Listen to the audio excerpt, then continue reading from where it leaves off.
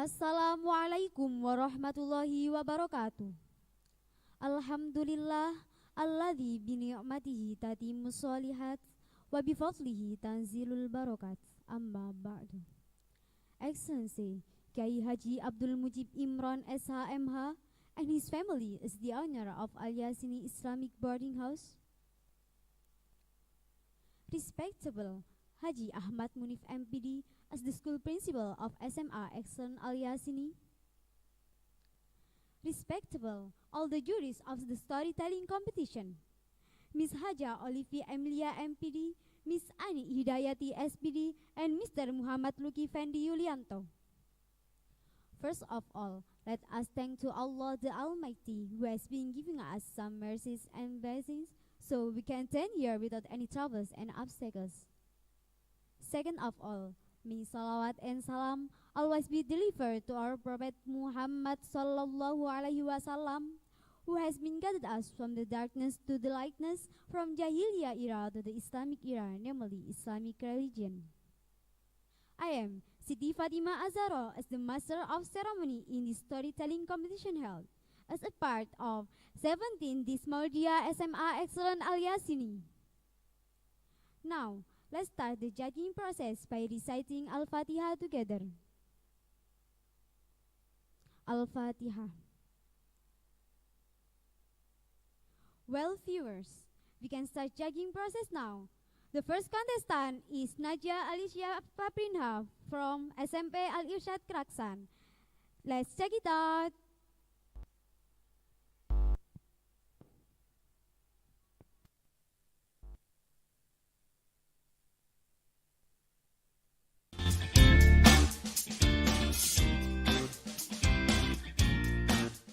Hello, Assalamualaikum warahmatullahi wabarakatuh.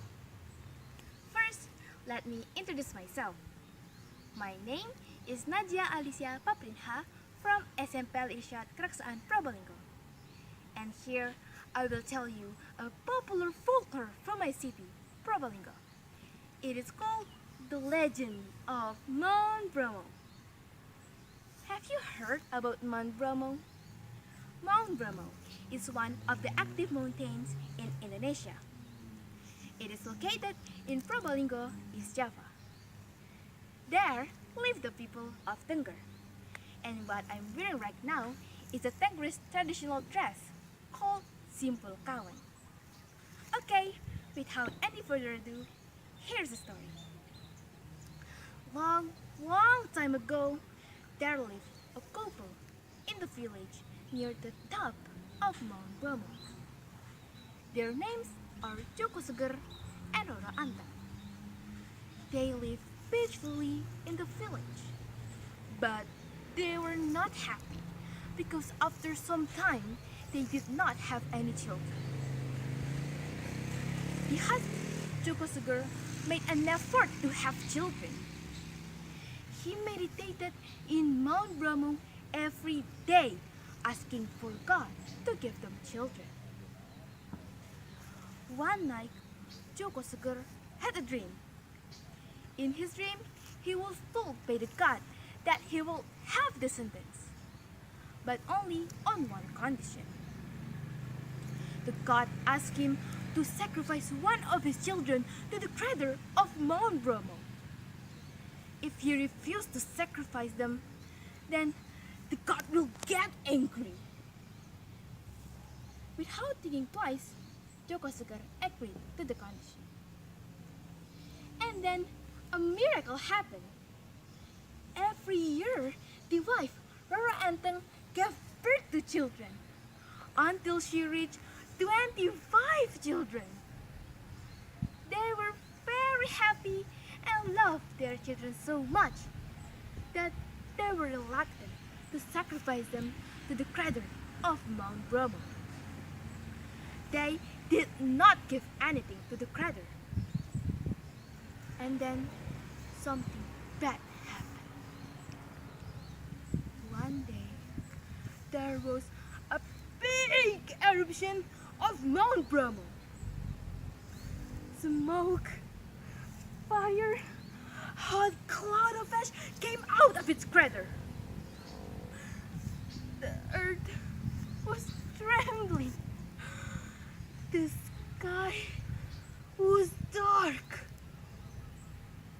Animals ran away from the mountain. People were very scared since some of them become the victims of the hot cloud. Joko Seger and Roro Anteng remembered their promise to God. They realized that God was very angry. Forcefully, Joko Seger had decided to sacrifice one of his sons. Then he went to the crater with his youngest son, Kusuma. Because he did not actually want to sacrifice his son, he tried to hide it. But suddenly, an eruption began and made Kusuma fall into the crater. Joko Seger realized that his son had fallen into the crater. He cried and he yelled, "No! No, my son! No!" The son, Kusuma, who had fallen into the crater, had accepted his death. And he gave a voice. "I have to be sacrificed by my parents so you all stay alive. From now on, you shall arrange an annual offering ceremony on 14th day of Kesodo." Kesodo is the 12th month of Tengri's calendar. Finally, the situations had calmed down. The disasters had gone. Everything was fixed and become peaceful again. All of the villagers of Mount Bromo promised that they will fulfill Kusuma's order and will not waste his sacrifice. Since then, every year on 14th day of Kesodo, people of Tengger hold a ceremony to give offerings to the crater. It becomes the tradition of Tengger. And Mount Bromo is now one of the most popular tourist destinations in Indonesia. The end of the story. So, what do you think about the story? Well, I hope that we all can learn the positive moral values from this story. Thank you, and wassalamualaikum warahmatullahi wabarakatuh.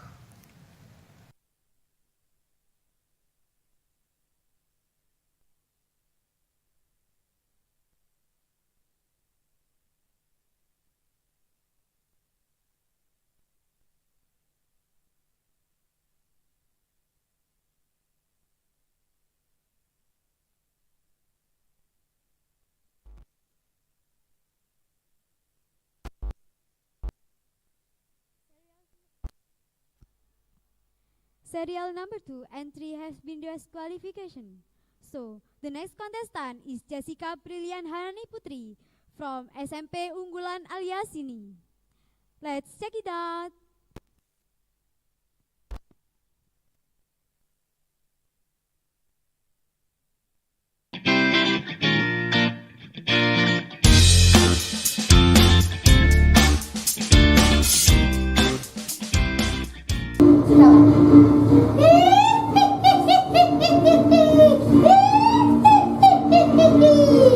There we are, and we'll kill you.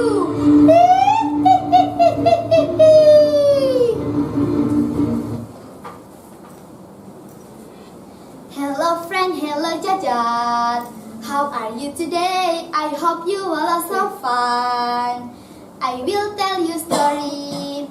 Assalamualaikum warahmatullahi wabarakatuh. The Honorable, all of you judges, respectable, all of my friends, and happy audiences. I am Jessica Brilian Hanani Putri from SMP Al-Yasini Kraton.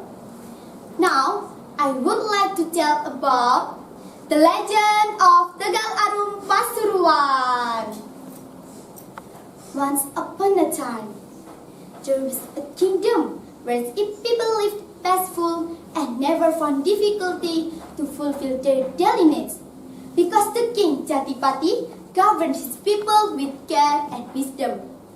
Everything they needed were always given by the king for their prosperity and welfare. His people liked him so much. He had two daughters with similar characters. There is wise, hospitable, and helpful. The older one was Dewi Padmi, and the younger one was Dewi Arum. Dewi Padmi was an unfortunate girl because she was sick. The disease was hard to be healed. Her parents did everything but failed.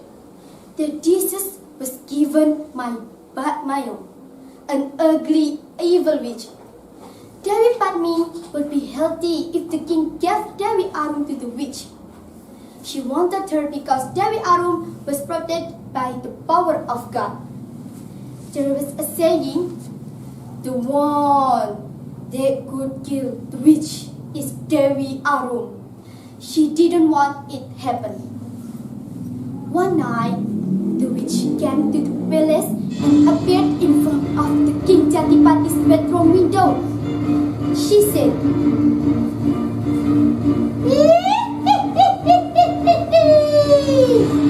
Jatipati, I want to remind you, the next full moon, you should submit the last child. Unless I will kill Dewi Padmi and your people.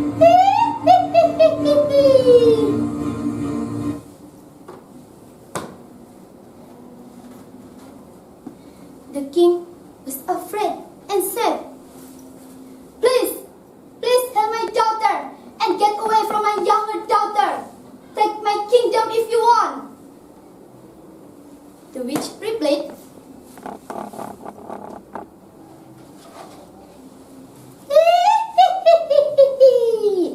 I don't need your kingdom, foolish king. I just need your youngest daughter, and I become the king of the darkness. Don't forget, the next full moon. Then the witch disappeared in the dark night. The king could not sleep, thinking of how he could handle this matter. He was in dilemma. He loved both of his daughters. He could not give her daughter to another daughter. After that night, he looked so upset. Dewi Arum asked, Why you look so pale and sad, father? Anything that I can help? The question broke the king's touch. He could not say a word. He didn't want to hurt his daughter's feeling, so he just kept silent. Father, tell me, where I disappointed? Dewi Arum asked her father.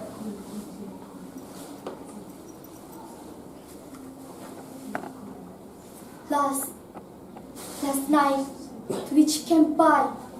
She reminded me to give you if you want Padmi to be healthy again. I can do that because I love both of you. The king said in a sad voice. Dewi Arum said, Father, if it is God's destiny, I am ready to sacrifice. If I must die, it's the God's willingness.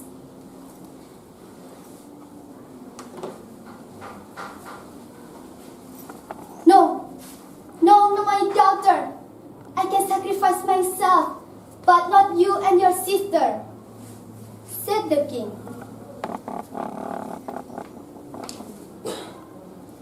Believe me, father, if it is good for the people, the God will help us. Dewi Arum replied. The king burst into tears. They held so tightly like nothing could separate them. They passed so speedily. When the night came, the king and his people were very frightened.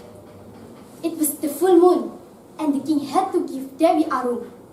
The witch came and the people tried to halt the evil, but they are too weak to fight.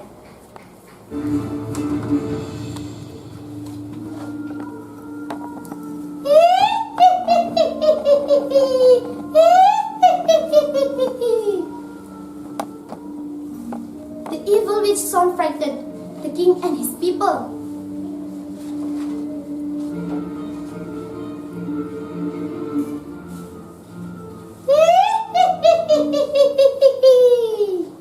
Foolish king, give me your daughter, Dewi Arum. If you don't give her to me, I'll burn down this region.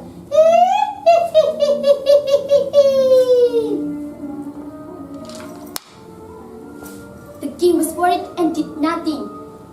But Dewi Arum smiled. She was not afraid at all.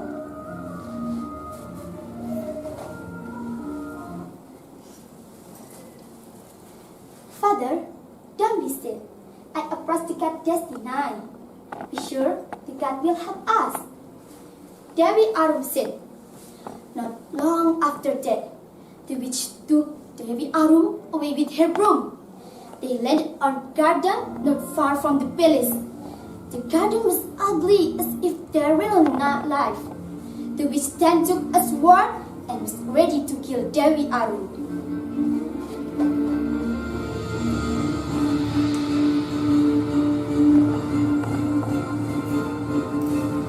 Dewi Arum, finally, I could get you. The gun is fast to make you smart and powerful. I can beat you. What is your last word?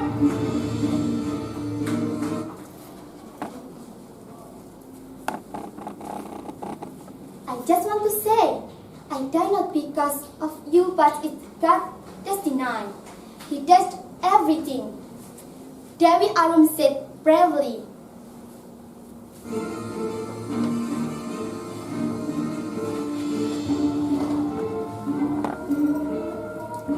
Go to hell with your God. I don't believe in God. Don't say about that in front of me.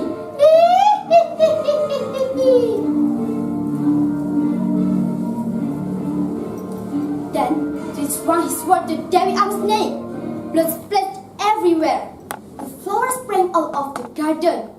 They were fragrance. The witch could not stand the fragrance. Help! Help me! I can't stand with this fragrance. I can't breathe. The witch screamed and then she died. From this fragrance came out Dewi Arum. She was saved by the god. Then she went back to the palace. The king, the Patni, and people were happy to see her home safely. Okay, I think that all of my telling story. Thank you for attention. Wassalamualaikum warahmatullahi wabarakatuh.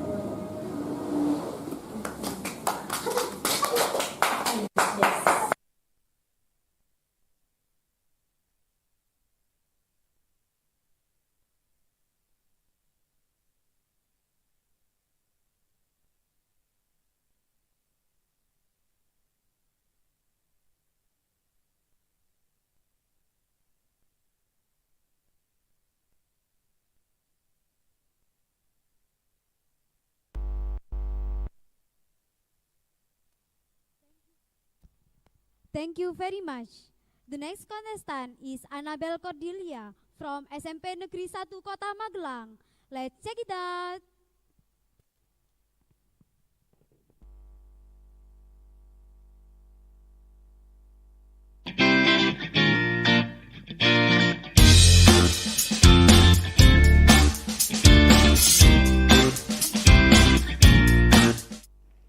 Hello everyone, my name is Annabel Cordelia.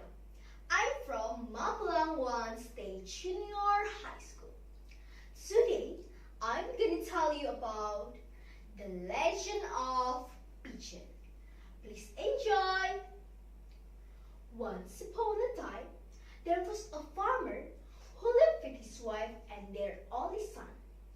His son name was Puja. He was a naughty boy. He never wanted to help his parents. He loved to play spinning top with his friends. He could play for hours and ignore his parents. The parents had advised him many times They always told him to behave well, but Bujang never listened to them. Oh, my spinning top, you're my everything. I can live without you. I can live. This living is without you. I can live. I can't live anymore. I can't live. This living is without you. I can't live. I can't give anymore.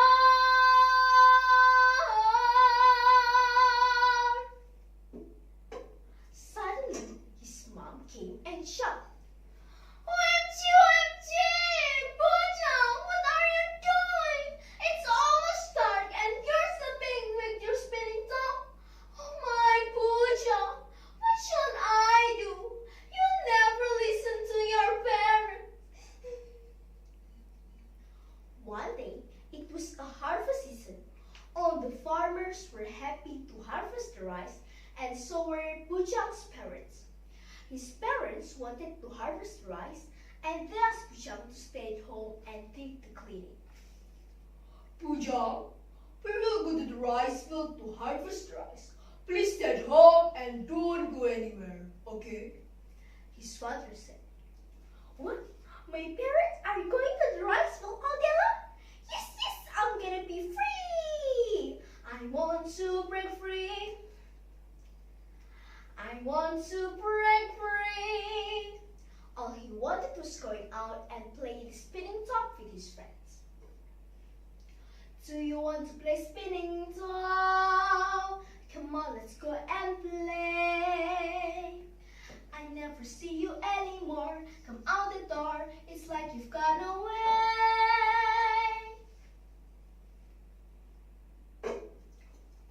It was almost dark. Bujang's parents arrived home. I'm so tired. I hope Bujang finished all the cleaning. When they entered the house, they were surprised that the house was still messy. Bujang, where are you? Bujang, where are you? Bujang, where are you? He must be playing with his friends. All right then, shouted Bujang's father. He was so angry to find out Bujang was not at home. His father took the spinning top and boiled it.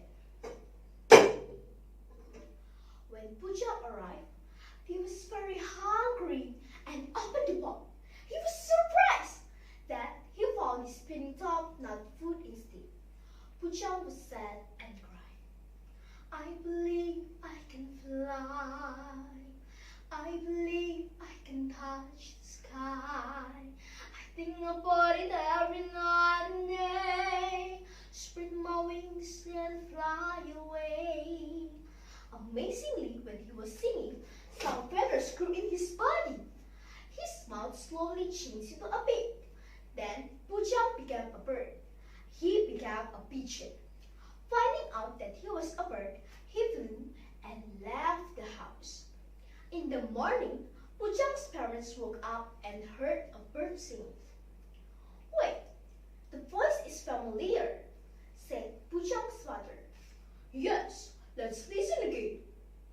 It's Bujang's voice, it's Bujang, Bujang's father replied. Then the pigeon responded. Mother, it's me, Bujang. I'm so sorry for all the bad thing I did.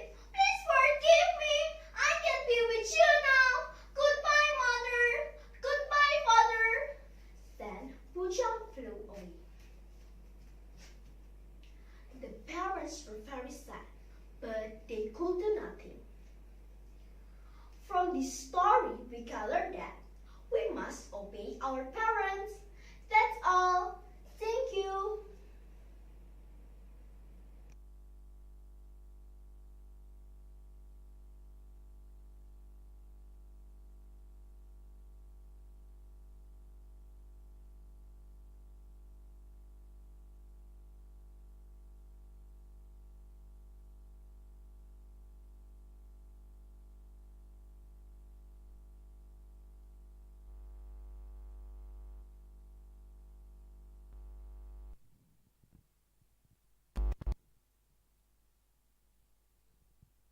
Thank you very much.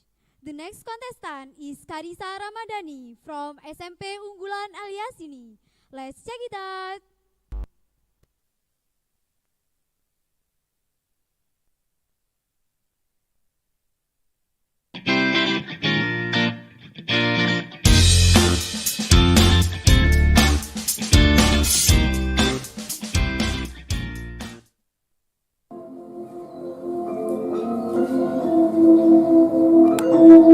Assalamualaikum warahmatullahi wabarakatuh. To honorable all the judges and happy audiences, I am Karisa Ramadhani, delegation from SMP Unggulan Al-Yasini. Exactly, I'm from Gresik. Gresik is one of small town in East Java. Gresik is well known as Kota Santri. In this town, there are many stories that happen. And now, I want to tell you one of the story. The title is The Nine Well or Sumur Songo. Long time ago, there lived a beautiful woman named Nyai Ageng Tumengkang Sari. How pretty she is! She was very beautiful at the time. In fact, the prince from kingdom of Majapahit was attracted to her. The prince also came to propose her. As a girl, Nyai Ageng Tumengkang Sari should be very happy. Who doesn't want to be proposed by dancing prince? Who knows someday become empress? But not for her. Nyai Ageng Tumengkang Sari was even confused. Nyai Ageng Tumengkang Sari doesn't want to get married because of different belief. Besides having a beautiful face, Nyai Tumengkang Sari is well known, have a strong stand, and also has social spirit. Faith is a principle. Nyai Ageng Tumengkang Sari is grandson of Sunan Giri from Sunan Ruju. She is very highly respected. Therefore, the prince will do anything for the sake of marrying the idol for the heart. Feeling confused, Nyai Tumengkang Sari had left from Giri and hid in a remote village. She called accept and called refuse because could be bloodshed between Majapahit and Giri Kedaton. After thinking for a while, Nyai Tumengkang Sari found a way. She take one condition for her marriage. She asked to the prince to make the 10 wells the village of Sidokumpul Gresik, which had to be complete in one night. My lord, I want to say that I will marry you if you agree my marriage condition. Could you build me 10 wells for me, my lord? Said Nyai Tumengkang Sari.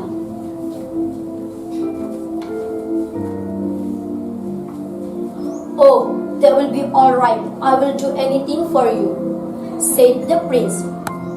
Hearing this condition, the prince did not flinch. He's sure he can, if just build 10 wells overnight. It's nothing, because the prince is known to be extraordinary and strong man.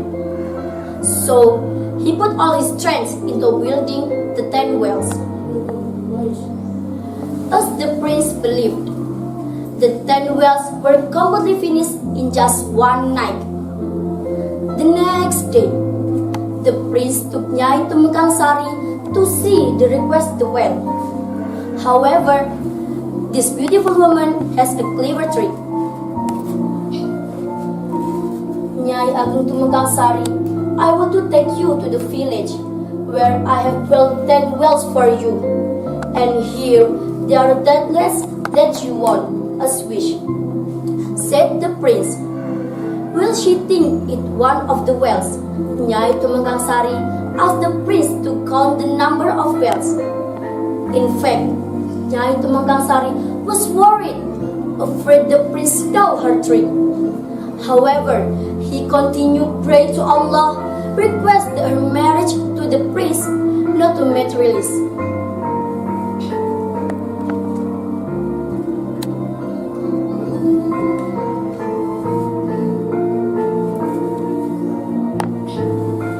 Thank you for building the 10 wells for me, my lord, but I will make sure the number of the wells you have built 10 wells.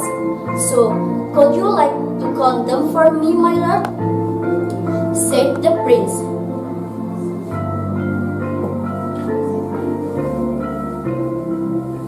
Of course, I would like to. Then he began to count.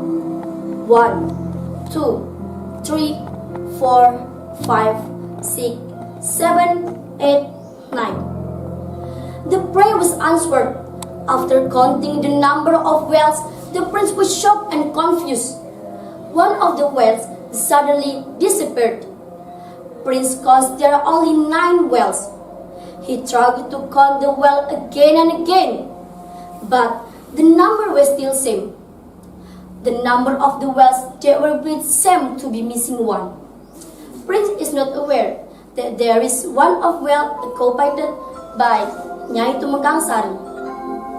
1, 2, 3, 4, 5, 6, 7, 8, 9. I'm sorry, Yai. The number of the wells where I built 9 wells, but I'm sure I built the 10 wells for you last night, said the prince.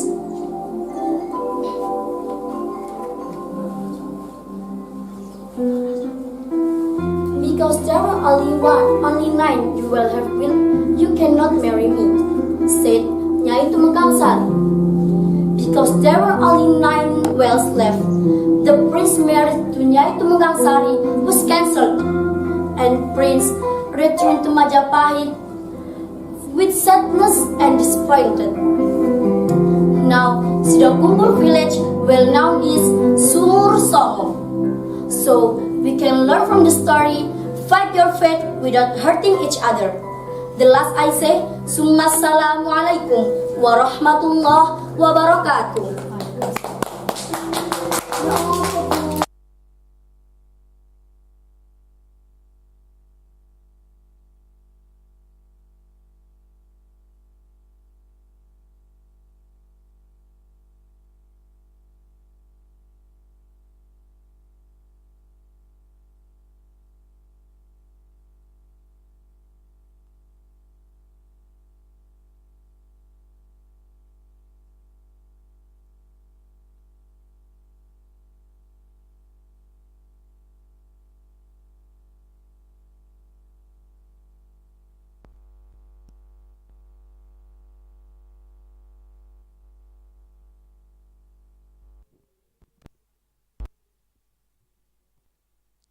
Thank you very much.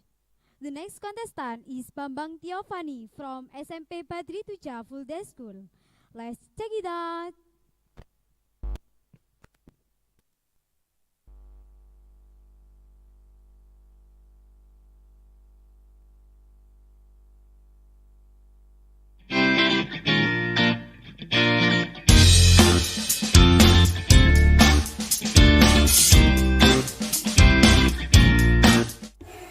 My name is Bambang Tiofani. Now, I want to tell the old tale that is Rangga Jalu. Once upon a time, there was a village leader, Kirangga's name. Kirangga has 2 sons from the wife. From his first wife, he gave the son named as Rangga. While from his second wife, he gave the name Jalu. One night, after Kirangga took some silat in his yard, Kirangga said to his son,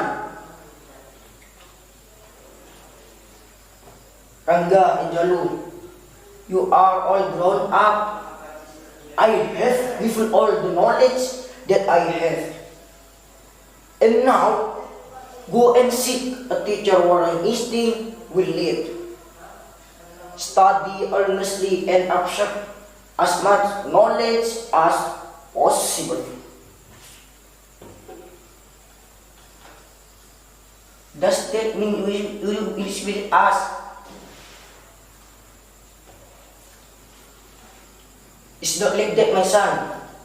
I'm old and I don't have a higher level of knowledge anymore. You are the one who will replace me later.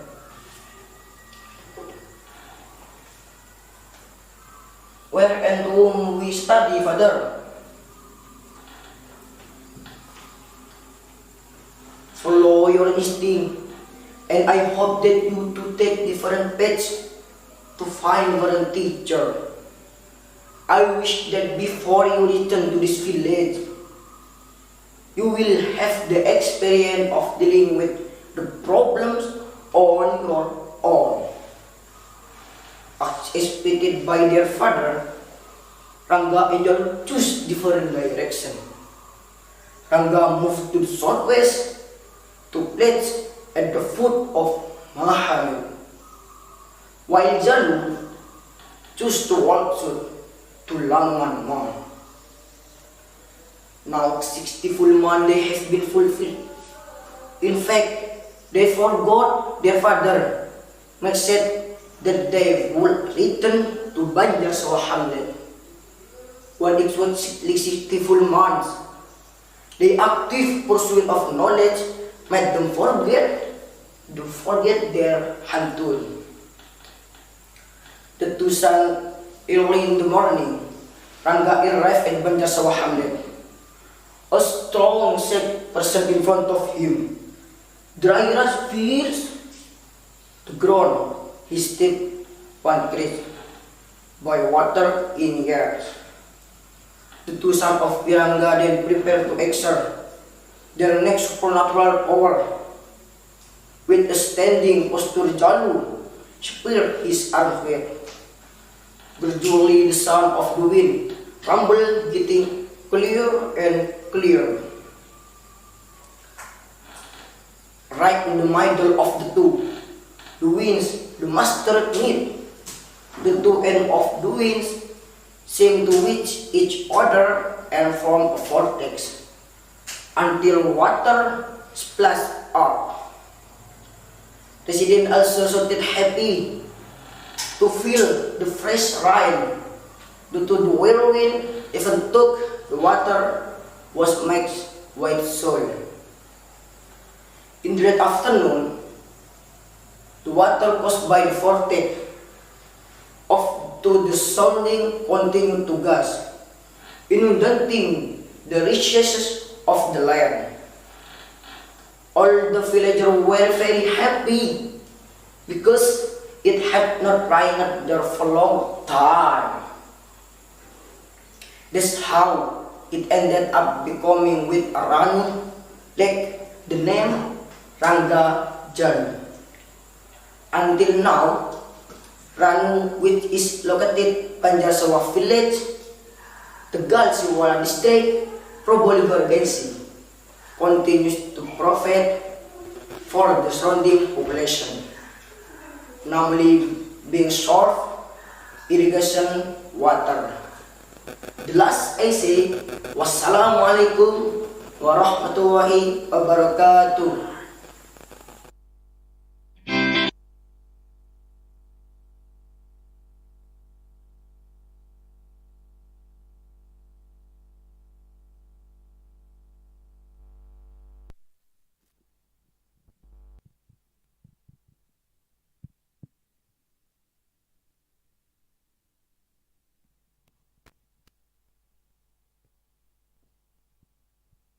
Thank you very much. The next contestant is Kailatu Sonia Putri from SMP Badri Tuja Putri School. Let's check it out.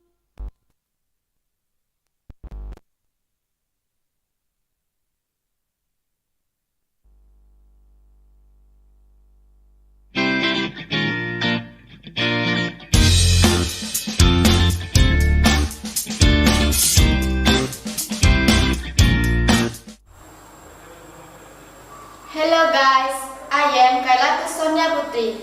Today I am gonna tell you a story. It is folk tale from Probolinggo called Tengger Bromomon.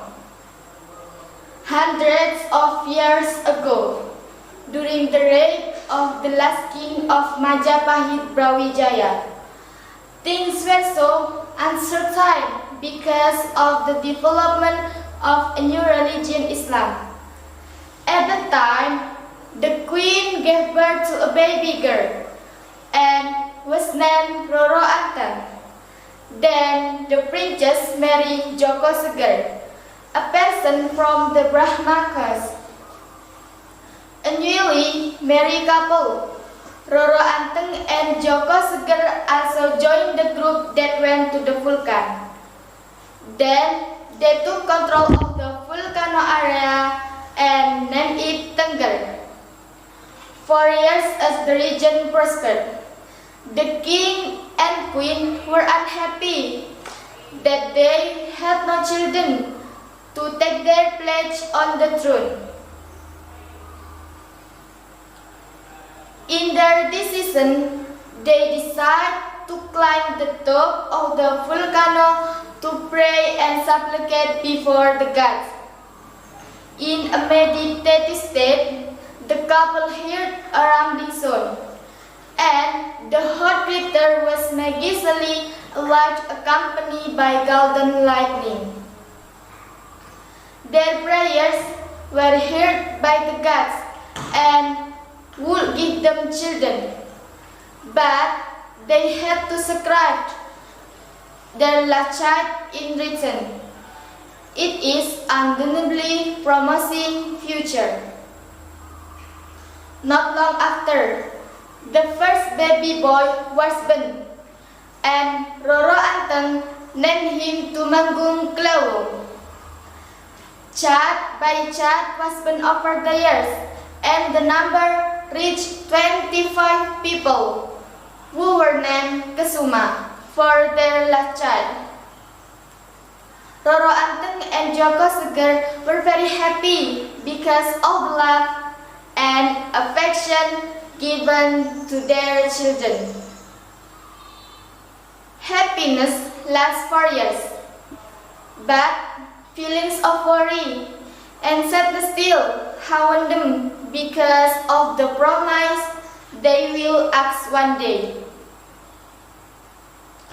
They realized they couldn't run away from reality. The day arrived, the gods remind them of their unavoidable promise. They don't accept. They took their children away to save their last child from the offering. They tried to find a place to hide, but they couldn't find it.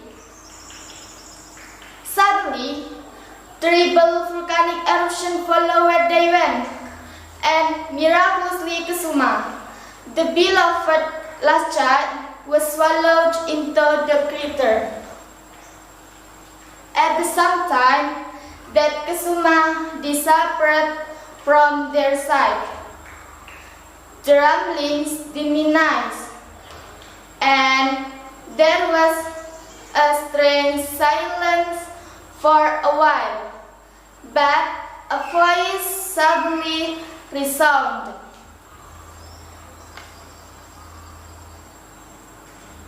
Hai, my beloved brothers, I was scribed to return to Dewa Yang Widiwasa to save all of you. And what I hope for in peace and prosperity. Don't forget to do ceremony every year on the full moon. For God's sake, Hyang Widiwasa. Therefore, Kesuma brother and sister hold an every ceremony every year, and according Kesuma advice, and are hold from generation to generation until now. Thanks for your watching.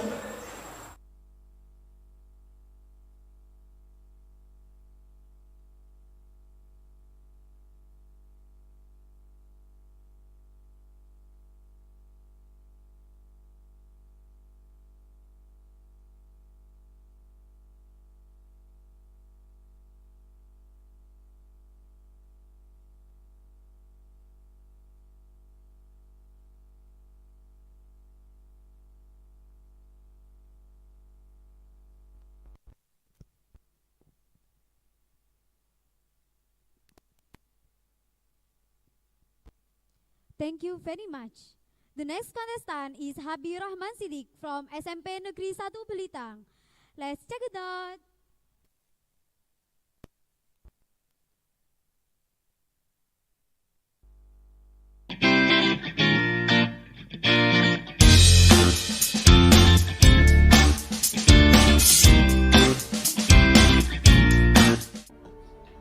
Assalamualaikum warahmatullahi wabarakatuh. Hello everyone. My name is Habib Ramasik from Junior High School number 1 Blitar. And this video, I'm going to tell you a story. The title is Roro Jonggrang. Once upon a time, there were two Hindu kingdoms, Pengging and Kraton Boko. Pengging kingdom was led by a king named Prabu Damarmoyo. He had a son named Bandung Bondowoso. Meanwhile, Kraton Boko was led by a cruel and easily angry king named Prabu Boko. However, Prabu Boko had a very beautiful daughter named Roro Jonggrang. But one day in Kraton Boko, Pati Gupolo, I want to revolt and have control over Pengging kingdoms. I wanna be the strongest king in this land. Alright, Your Majesty. I will execute your command. Then, the war between Pengging Kingdom and Kraton Boko happened. The result, Prabu Boko died in that war. Patih Gupolo ran away from the battle and reported to Roro Jonggrang because her father was killed by Pengging knight named Bandung Bondowoso. Roro Jonggrang was very sad, but suddenly Bandung Bondowoso and his soldiers came to Kraton Boko. Oh, beautiful ladies, who are you? I am Roro Jonggrang, the daughter of Prabu Boko. Is that you? You have killed my father. I'm sorry, Roro Jonggrang. I didn't mean to. Roro Jonggrang, would you be my queen, please? If you want to marry me, you must build 1,000 temples just one night. Could you? Bandung Bondowoso accepted the challenge. Then he called the genie's army.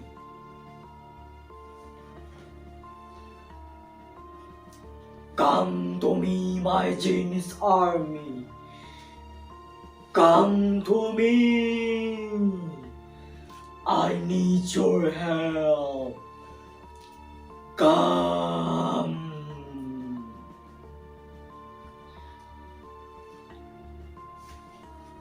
What can we do for you, my lord.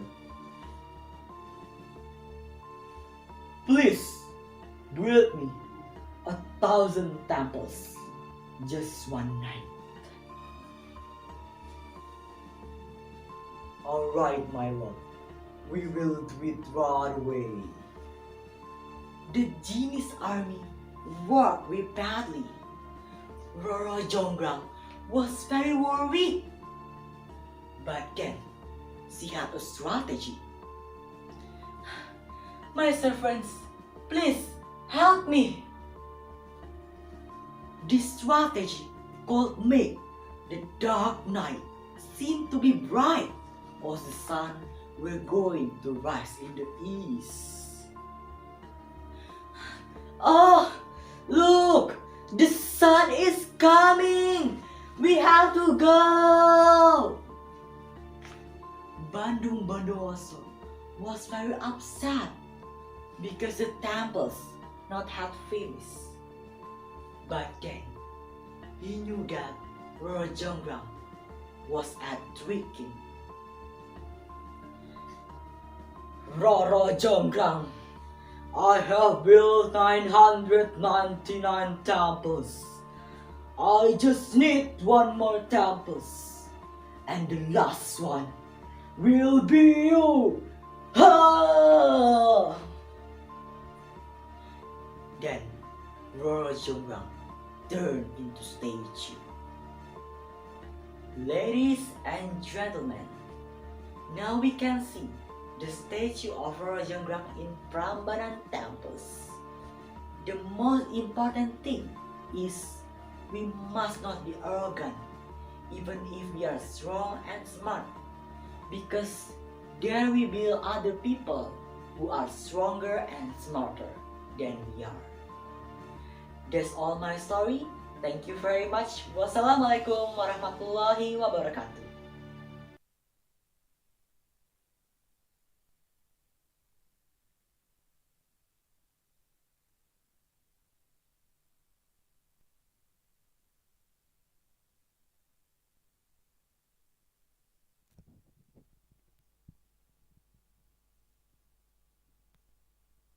Thank you very much.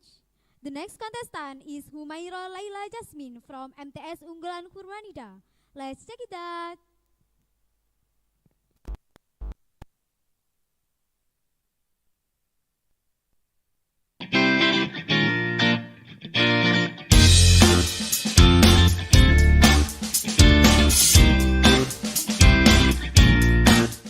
Hi everyone!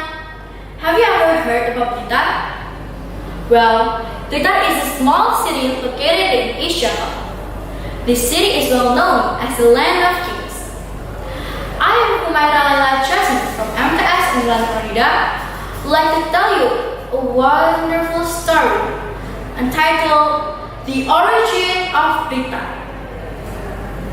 Nilaswana, the son of Adipati Ulantakatuban, was crowned the title of Adipati Arya Blitar I, with a territory in the southern forest. He was given the throne since he succeeded to conquer Tatar army in that forest. Ki Ageng Sengguru was Nilaswana's vice-regent. He was very obedient and loyal to Adipati Nilaswana. Ki Ageng Sengguru's wife, Nyai Selastri, had long wanted to become the empress of a duke. Nyai Selastri provoked Ki Ageng Sengguru to seize the power of Adipati Nilaswana. After years of marriage, the consort of Adipati Nilaswana named Dewi Rayulan was finally pregnant. They were so happy. Dewi Rayulan was craving to eat a red badar fish with golden scales. Kanda, I really want to eat a red badar fish with golden scales, Kanda. Nilaswana thought that his wife's wish was very strange, but he didn't say it since he didn't want to disappoint his wife. Alright, Kanda. I will ask Padi Ki Ageng Sengguru to find me. Said Nilaswana to Dewi Rayulan. Nilasana immediately summoned Ki Ageng Sengguru and told him about his wife's request. Ki Ageng, get a golden scaly red battle fish for my angus. Whatever the condition and whatever the cost, I will fulfill it, commanded Nilasana. All right, Gusti Adipati, I will try to find the fish to all corners of the Blitar Duchy. Ki Ageng Sengguru then started to look for the fish. He asked to the local people, to all fishers, but no one has ever met it. Ki Ageng Sengguru came home unsteadily. As he couldn't find the fish, Ki Ageng Sengguru's cunning mind suddenly crossed his mind. His intention arose to harm Adipati Nilaswarna. He used his supernatural power to change the chief ornament of his right earlobe into a red-headed fish. The fish is then released in a gedung named Gedung Kayaran. He then rushed back to the duchy to meet Adipati Nilaswarna. I found it, Gusti Adipati. The fish is in Gedung Kayaran. I do apologize. No one dared to take the fish. The fish is believed to be the god's pet, and only kings are toothed in capturing the fish, said Sengguru. Okay. In order to fulfill the request of my wife and my future child, I will catch it, said Nilaswarna. Arriving at the Gedung with Sengguru and the army, Nilaswarna started to prepare the fishing net and jumped into the water. Nilaswarna swam in the water while carrying the net. He chased the fish that swam to and fro. The fish turned out to be very agile. Many times he tried to catch it, but however, the fish managed to escape. And unfortunately, the fishing net stuck at the bottom of the pool. But then Nilaswarna dived deep to the pool and fixed the net. At that very moment, Ki Ageng Sengguru's bad intention arose. He commanded the army to stone Adipati Nilaswarna. Stone! Hurt him! Adipati Nilaswarna couldn't move his body. And in the end, Adipati Nilaswarna drowned in the Gedung. Adipati Nilaswarna had passed away. Ki Ageng Sengguru then took over the position of Adipati Nilaswarna as a duke in the Arya Duchy. He announced to all the courtiers and people of Arya Duchy that he was now the duke. He uses the title of Adipati Arya Blitar II. No one dared to dispute the decisions of Ki Ageng Sengguru. Dewi Rayulan was expelled from the duchy by Ki Ageng Sengguru and his wife. Dewi Rayulan then gave birth to a child named Joko Kandung. When Joko Kandung grew up, he asked about his father to Dewi Rayulan. Tole, actually your father was killed by Sengguru just before you were born, said Dewi Rayulan. Knowing that his father was killed by Sengguru or Adipati Arya Blitar II, he was very angry. Joko Kandung then came out a rebellion against Adipati Arya Blitar II. He succeeded to kill Sengguru and all his family. Joko Kandung then awarded the title of Adipati Arya Blitar III. But sadly, it is believed that he never accepted the throne, even though in practice he still led the people of the Arya Blitar Duchy.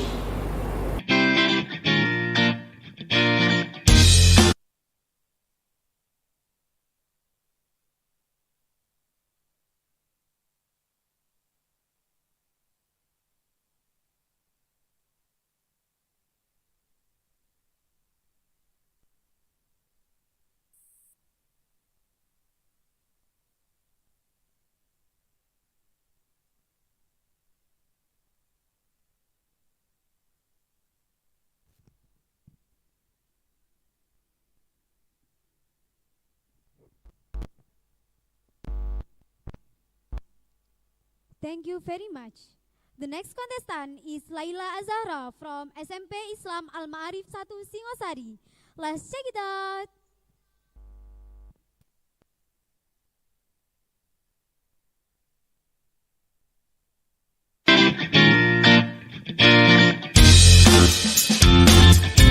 Assalamualaikum warahmatullahi wabarakatuh. Hello everybody, my name is Laila Azahra. I'm a student at Al-Ma'arif Islamic Junior High School 1 in Singosari. Here, I'd like to tell you guys a story from Central Java. The title is Rawa Penita. Once upon a time, there was a girl named Klasem Endang Sawitri village. Nobody knew that she had a husband, but she was pregnant. All of the villagers were talking about her pregnancy, but she ignored them as long as they didn't disturb her. Shortly, she gave birth, and very surprising, her child was a speaking dragon. But Endang received. She named her child Baru Queen. Endang loved her child so much, she took care of Baru Queen totally. She didn't care either her child was a dragon. When Baru Queen was a teenager, he asked his mother why he doesn't have a father and who his father is. So his mother explained that his father was a king named Ki Hajar, which is meditating in the jungle. And he never came back until now. After hearing that, Baru Klinting asked permission from his mother to find and meet his father. With sadness, Endang let him go, and she gave Baru Klinting a bell, which is a step from Ki Hajar. Then Baru Klinting went to the jungle to find his father. He walked on for a long time. Day by day, he was still walking to find his father. Then he found a cave and came in. He found an old man there. Who are you? With a big warn, the old man asked Baru Klinting. No, don't be afraid. I'm Baru Klinting. Please, don't attack me. Baru Klinting, are you Nasim Endang Sawitri's son? Yes, I am. But how can you know? Are you Ki Hajar, my father? No, it's impossible. You can be a dragon. No way. Yes, father, I'm your son, and I bring this bell to prove that. Enough. You must encircle the Lame Mountain to prove it. Surprisingly, Baru Klinting proved that he could encircle the mountain. Reluctantly, Ki Hajar accepted Baru Klinting as his son. Then, Ki Hajar sent Baru Klinting to meditate in the jungle if he wanted to be a human. Baru Klinting did what Ki Hajar said. When Baru Klinting meditating, he was disturbed by villagers from Patok village. The villagers hunted an animal for party. They caught Baru Klinting, which is still a dragon. They killed him and cut his body into pieces. But his soul was already left his body, so God granted. Baru Klinting became a human after meditated for a long time. But his body was full of scars and he was so weak. So he walked around the jungle to find some help and food. Then he arrived in Patok village. He asked for some food to the villagers there, but the villagers rejected him. They hit Baru Klinting until he died. To disappointment, Baru Klinting goes away from there. He walked on hopelessly. With scars and illness on his body, he used his last energy to leave the village. But when he almost left the village, he found an old widow there. The old widow, shocked, watched him. How can a little boy walk alone with scars in every part of his body? So she helped Baru Klinting. She took Baru Klinting to her house and gave him some food. You're so kind, ma'am. Oh, it's just a food, son. It's really nothing. But nobody here wants to help me except me. They're so cruel. They drive at me and attack me when I ask for some food. It's okay, son. Don't be angry. Baru Klinting ignored the old widow. He was still angry and fled to punish the villagers. When he finished with his food, he excused to the old widow. But he warned the old widow to prepare her lesson when she heard the noisy sound of water. Ma'am, listen to me. You must prepare your lesson when you hear the noisy sound of water. Why? Whatsoever happened? No, I can't tell you. No, tell me first. I'll make a big flood in this village because the villagers were so cruel. What? No! Please, forgive my people, please. No, I can't. They must get punishment. I have to go. Then, Baru Clinting went to the village again. He came here to make a challenge for all the villagers. He stuck the lily into the ground and asked the villagers there, who can pull out that? Why you come back here? Don't you hear one give you food? It isn't about food. I want to make a challenge for all of you. Challenge? What challenge do you mean? Who can pull out this lily from the ground? That's the winner. And now do what you guys say if you want. Baru please. Everyone tried and tried to pull out this lily, but nobody can pull it out. Now it's Baru Clinton's turn. He pulled out the lily without a big effort. Suddenly, the spraying of water out from the ground. The water was so much and washed the Patok villagers. People were shocked. They ran away and tried to save themselves from the water, but they couldn't. And there's only one person that was still alive and safe. That person is the old widow, who just gave some food for Baru Clinton. She used her lesson when the big flood has come. Finally, there is from a lake. Since then, it is called as Rawa Bening. Rawa means lake in Javanese and Indonesian language, and Bening made from bening, which means cleanse in Indonesian language. Now, the lake is located in the province of Central Java in Indonesia. That's all the story. Do you guys know the moral value of the story is? So, the moral value of the story is we should be kind to other people, no matter who they are. And thank you for the judges for the attention and time. Wassalamualaikum warahmatullahi wabarakatuh.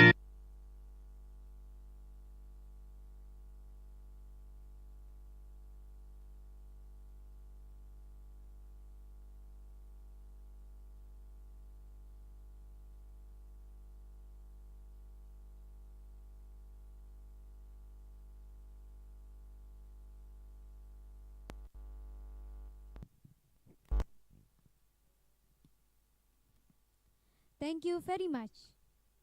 The next contestant is Regina Kanza Ramadhani from SMP Islam Al-Ma'arif 1 Singosari. Let's check it out.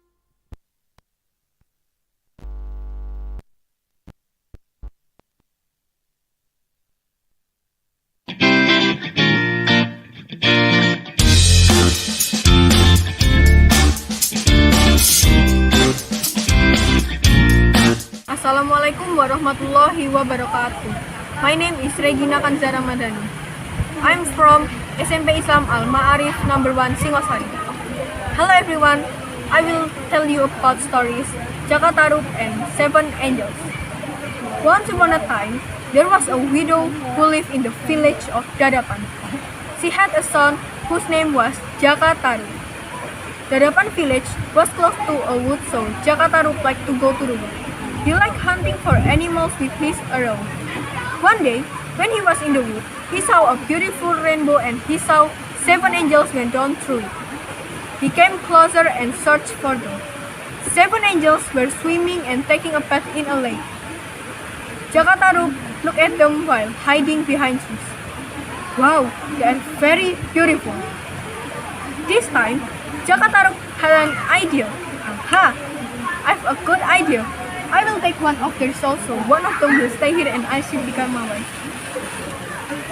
As they had finished taking a bath, they looked for their shawl.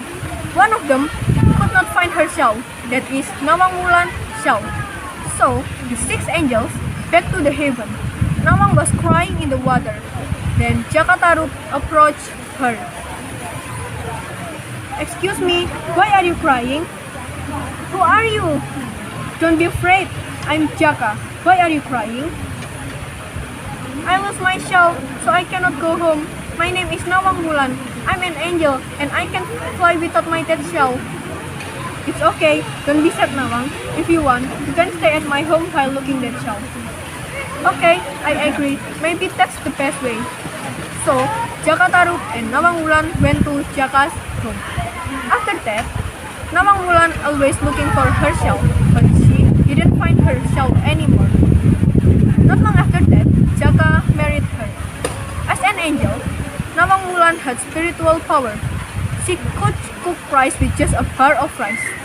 And when it had done, the bowl will be full of rice. But there was one condition. The bowl must not be opened before it has done. When Nawang was away, Jaka opened the bowl. Jaka, very surprised and curious. How can she cook only with one rice? Suddenly, Nawang came and shocked about that and say, "What are you doing? Do you know if you open the bowl, my spiritual power will disappear?" Jaka Taruk answered, "I'm so sorry, honey. I don't know about that." So, the disappear of Nawang Wulan's spiritual power. She had cooked as ordinary human being. Several months later, Nawang Wulan gave birth to a beautiful baby girl. Her name was Nawangsi. Since Nawang Wulan could not cook efficiently anymore, she needed more rice than usual. The stock of rice in their storeroom diminished rapidly. Then one day, when she took rice there, she was very surprised. Nawang Wulan found her angel shell. It was hidden there under piles of rice. She will immediately and talk to Jaka Taruk. "My dear husband, now I know what you did to me. Forgive me, my dear. I admit that this is because I love you. I love you too, but now I find my dress. I must come back to heaven. I'm an angel. My place is not here, and I have to go now. How about Nawangsi? She needs you. I will leave her, but don't worry. I will take care of her. Anytime she needs me, I will be here. For that, please build a tower. Every time Nawangsi cries, put her there, then call my name. I will come immediately, but I will be invisible to you. Goodbye, dear." Finally, Jaka Taruk built a tower behind his house. Every time Nawangsi cries, he will put her there, then Nawang Wulan will come and take care of Nawangsi. So, that is the story about Jaka Taruk and 7 angels. The moral value is, if we want something as well, do it the best way, and we don't have to take other people's right or property because we will be punished. Wassalamualaikum warahmatullahi wabarakatuh.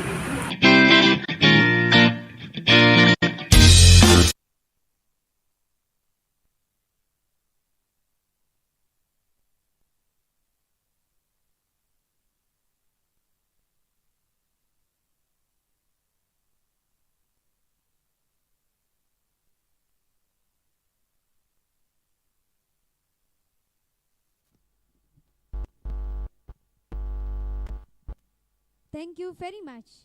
The next contestant is Maulana El Jauzia Al Ghani from SMP Islam Al Ma'arif 1 Singosari. Let's check it out.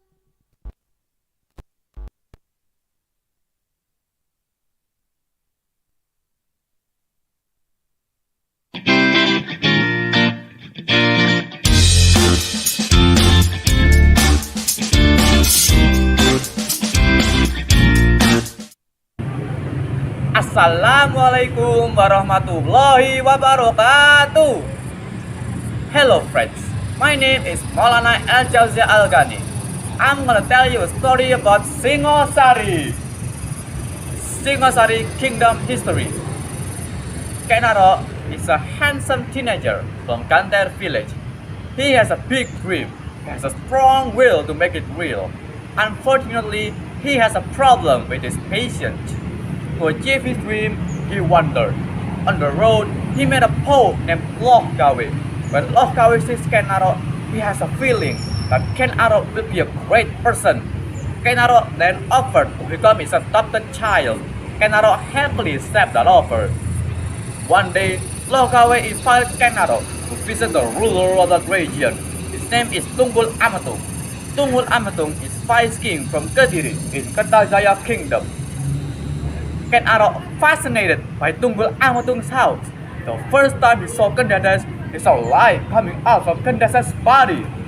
Back at home, Kenaro asked this phenomena to Lohkawe. "Did uncle see the light that comes out from Kendas's body?" "Did you see it too, Kenaro?" "Yes, uncle.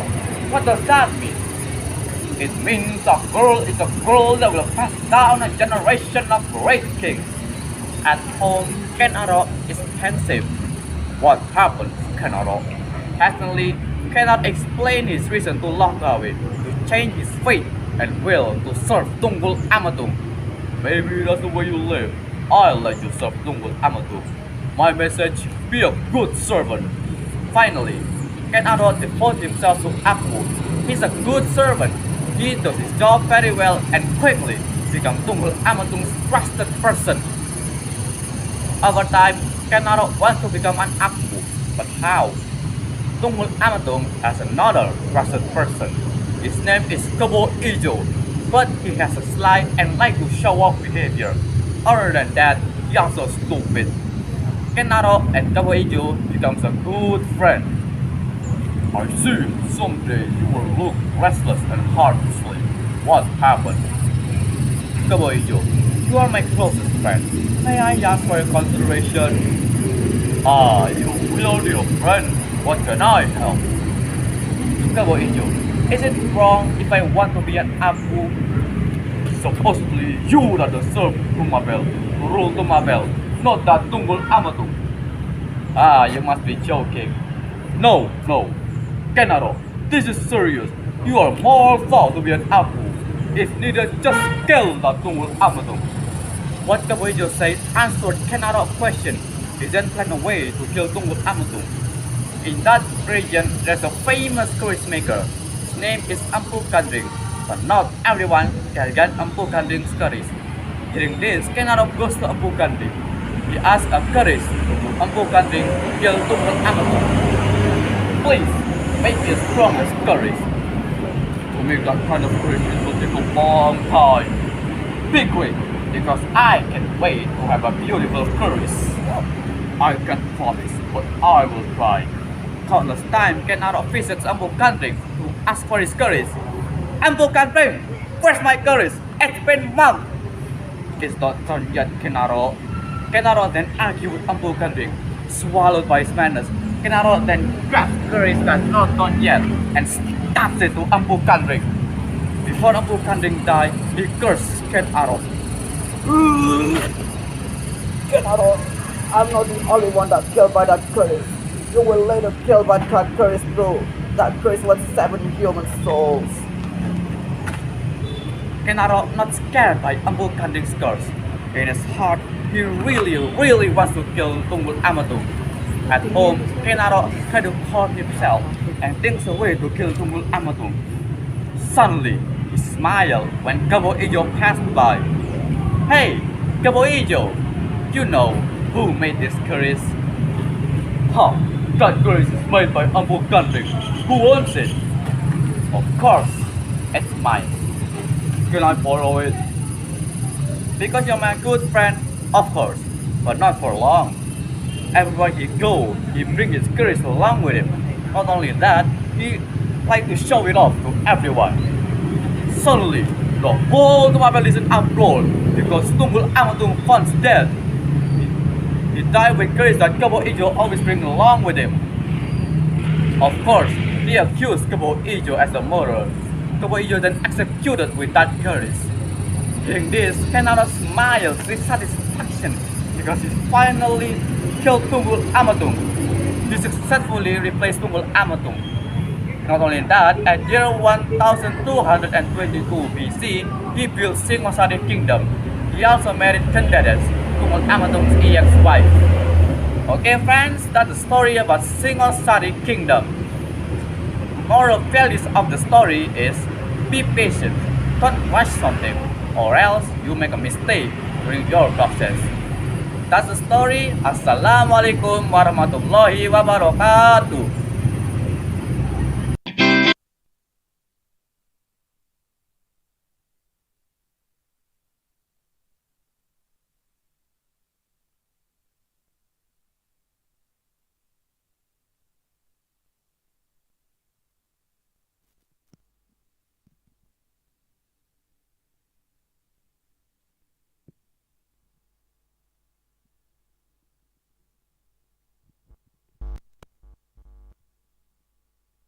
Thank you very much. The next contestant is Safira Anila Putri Dindra from SMP Islam Al-Ma'arif 1 Singosari. Stay tuned.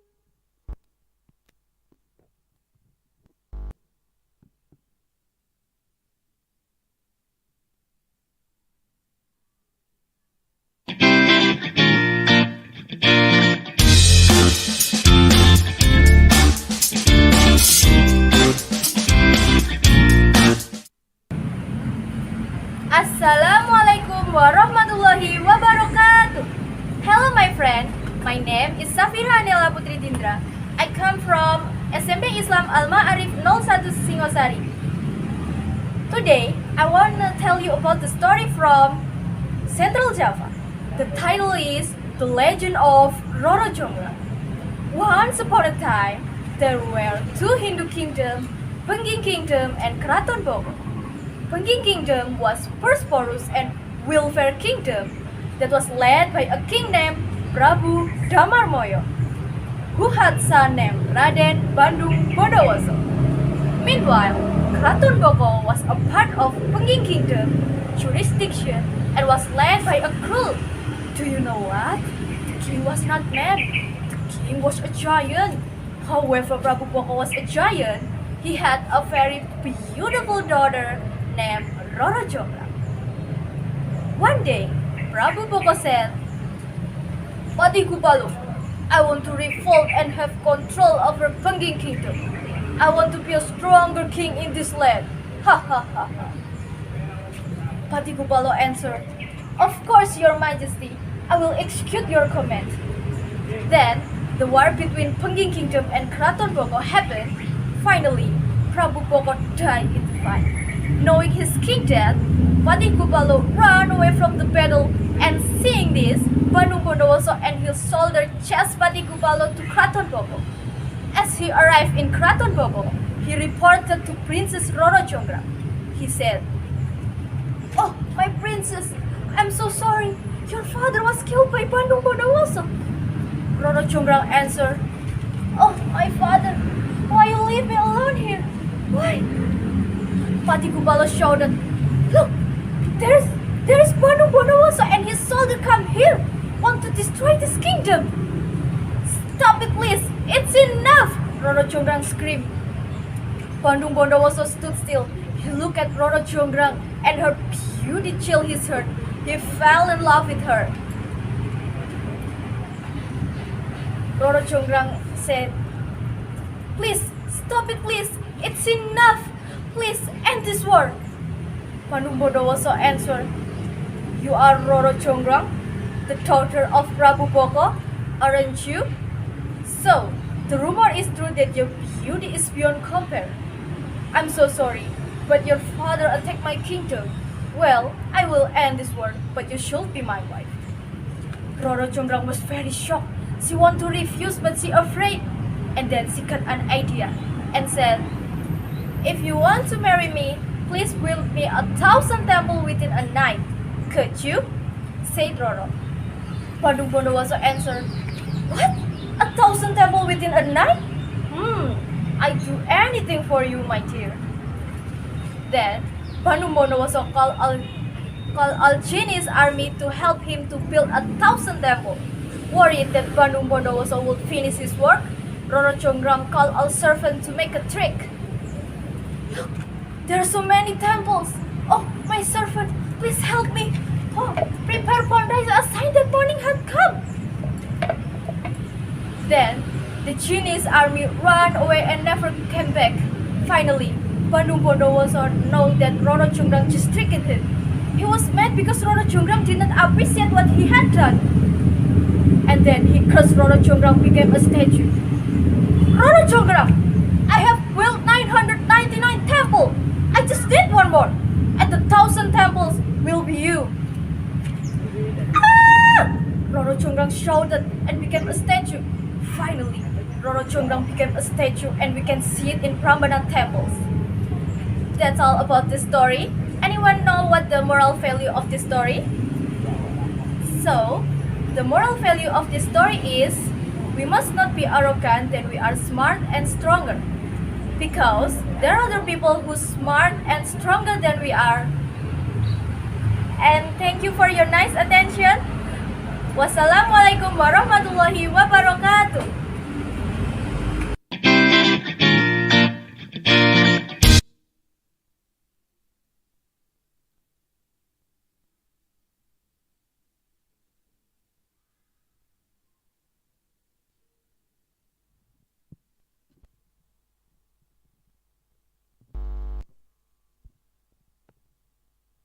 Thank you very much.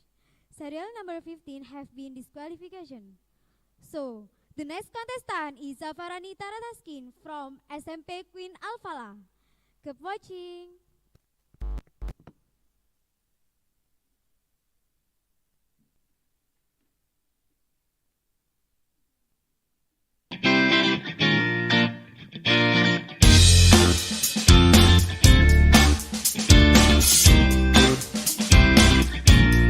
Assalamualaikum warahmatullahi wabarakatuh.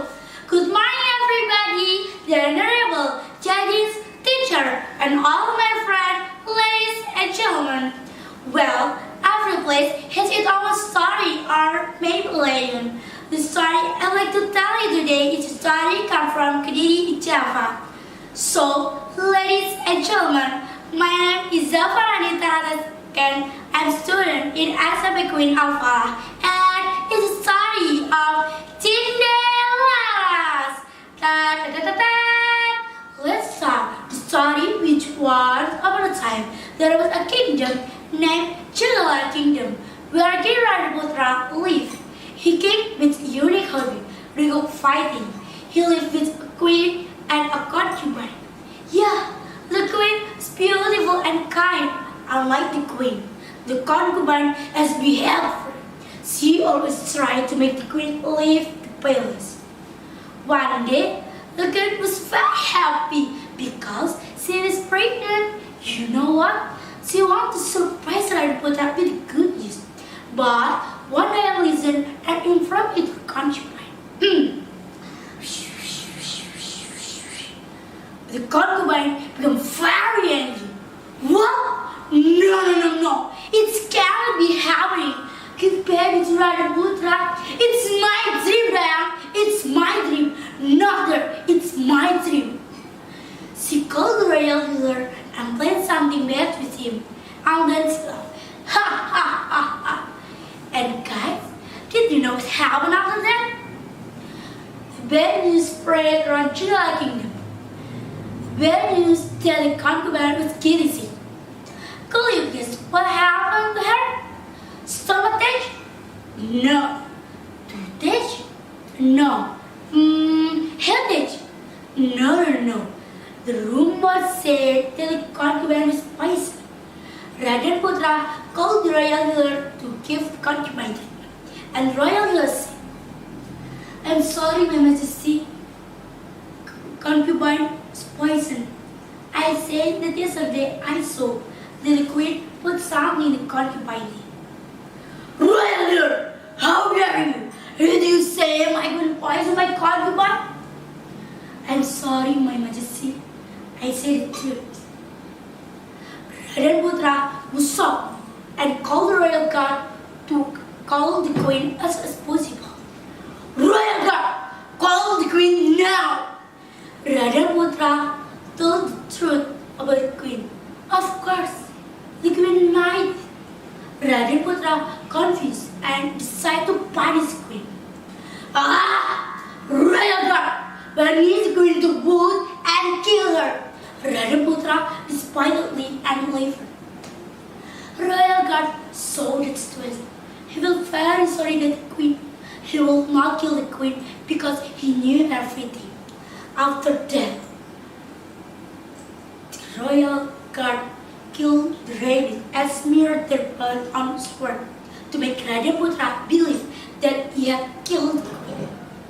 So, ladies and gentlemen, tragically, the queen lived herself in the wood, and several months he gave birth to a handsome baby boy named Cinderella.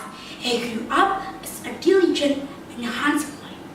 One day, Cinderella played around in the wood, and he see an eagle throw a chicken egg. It's a bird right, an eagle So Cinderella's realized it must be the use of egg. He broke and put behind the house. The egg hatched in a strong rooster. Every day, the rooster woke Cinderella's up. Cuckoo! My master is Cinderella's. He lives in the wood. He is the son of Ranaputra. Cuckoo! Curiously, Cinderella's asked his mother, actually, who is Ranaputra, Mom? Yes, our dear. The queen told Cinderella's whole story that father is Ranaputra, king of Cingala kingdom. After listening his mother's explanation, he asked permission to meet Ranaputra and brothers. Let me remind you, as you know that regal fighting is the Ranaputra hobby. So Cinderella tried to attract Ranaputra with winning and regal fighting and become very famous. The bad news is that Cinderella spread around Cingala kingdom. What happened after that? Curiously, Ranaputra commanded the royal guard to ask Cinderella's regal fighting with him. If the Cinderella's won, he will sail half if he will. But Ranaputra won, he will cut off Cinderella's head. To reserve for bravely.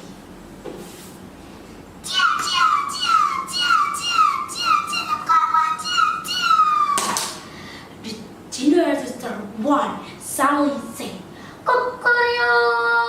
My master is Cinderella's. He lives in the wood. He is the son of Ranaputra. Cuckoo! Ranaputra was soft.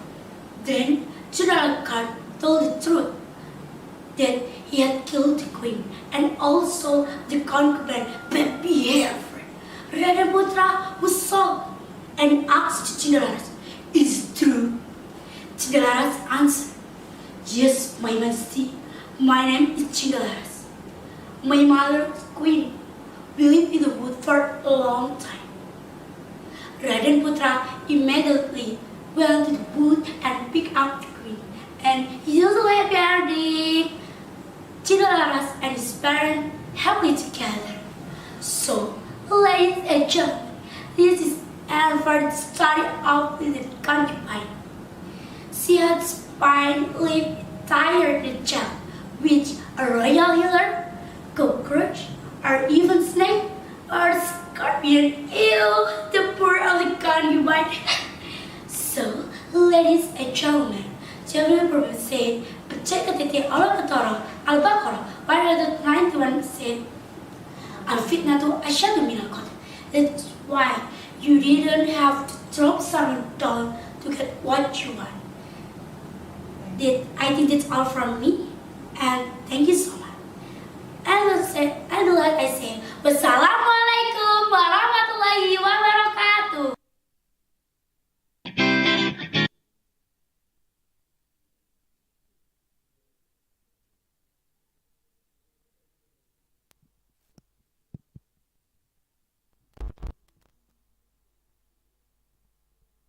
Thank you very much. The next contestant is Jamil Nadim Omero Setianegara from SMPIT Torik bin Ziyad Boarding School. Stay tuned.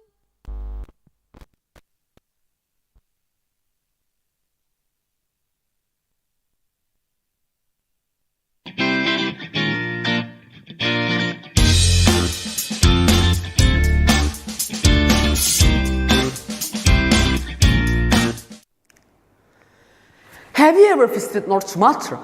Or do you know some most famous and most interesting place on there? Yep, the Toba Lake. I feel cozy, enjoy, and beautiful. And do you know the legend of Toba Lake? Assalamualaikum warahmatullahi wabarakatuh. Hello everyone, my name is Jamil Nadim. I'm from SMPIT Torik bin Ziyad Boarding School. On this occasion, I want to share a magnificent story about the legend of Toba Lake. Well, ladies and gentlemen, here is the story. A long time ago, in North Sumatra, there lived a farmer named Toba. He was a diligent farmer, but unfortunately, he was poor and he got hungry every day. One day, Toba decided to fishing in the river. He had been waiting for a long time and became bored. So he decided to come back to his home. When he wanted to come back to his home, something tugged on his throat. Toba was excited and started reeling his throat. Wow, this is very big. Yeah, it was big gold scalefish. Toba was happy and bring the fish home to cook.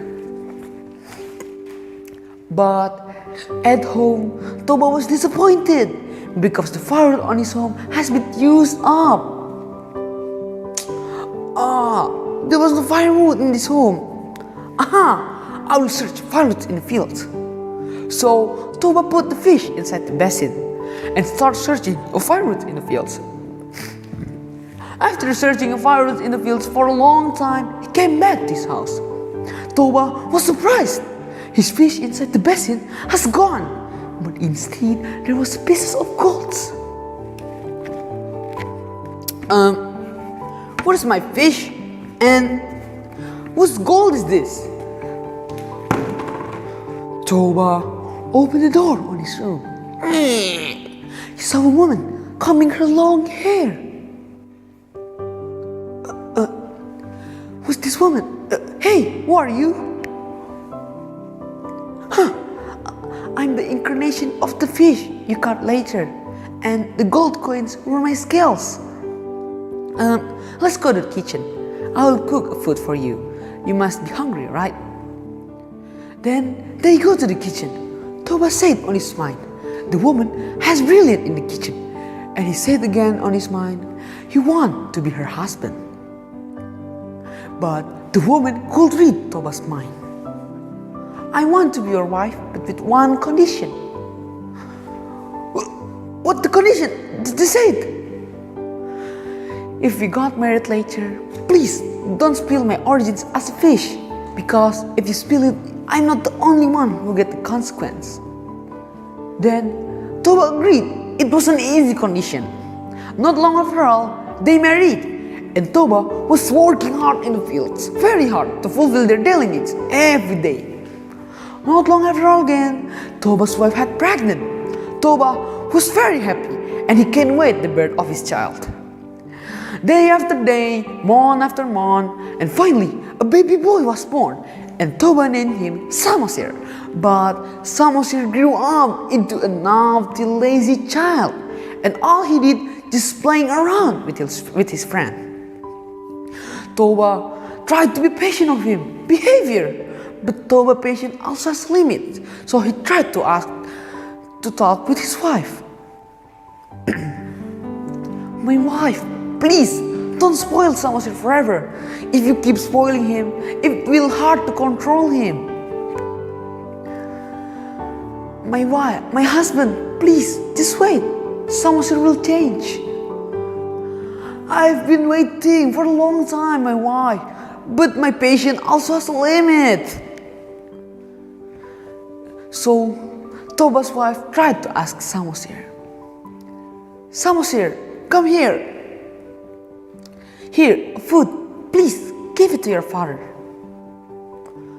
No, Mom, I want to play.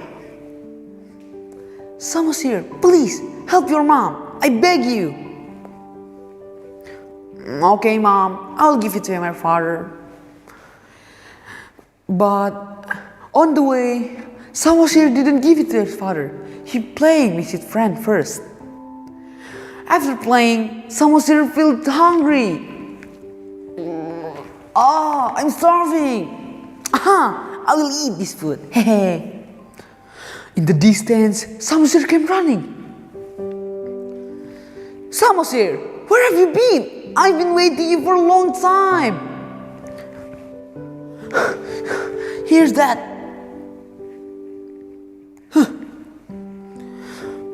Samosir, are you eat daddy's food?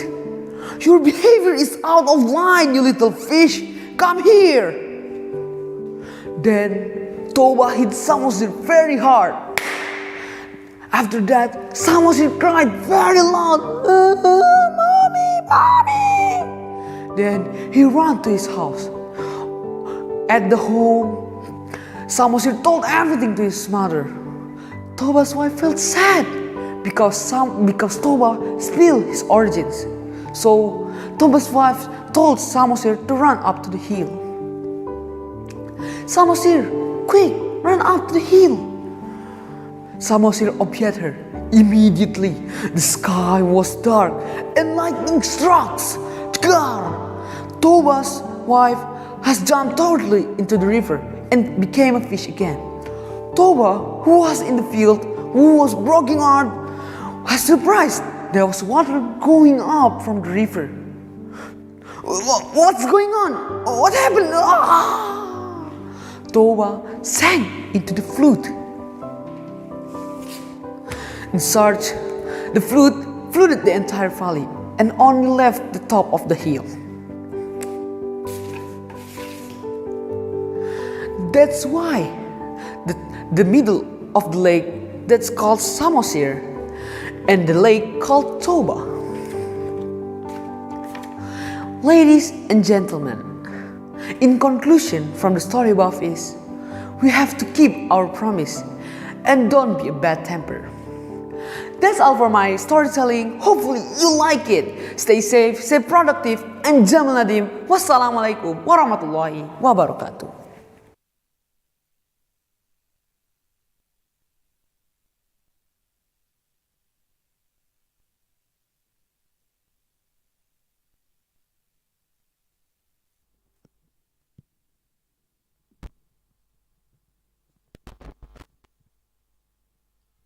Thank you very much. The next contestant is Bima Satria Ardiansyah from SMP Muhammadiyah 4 Gempol. Stay tuned.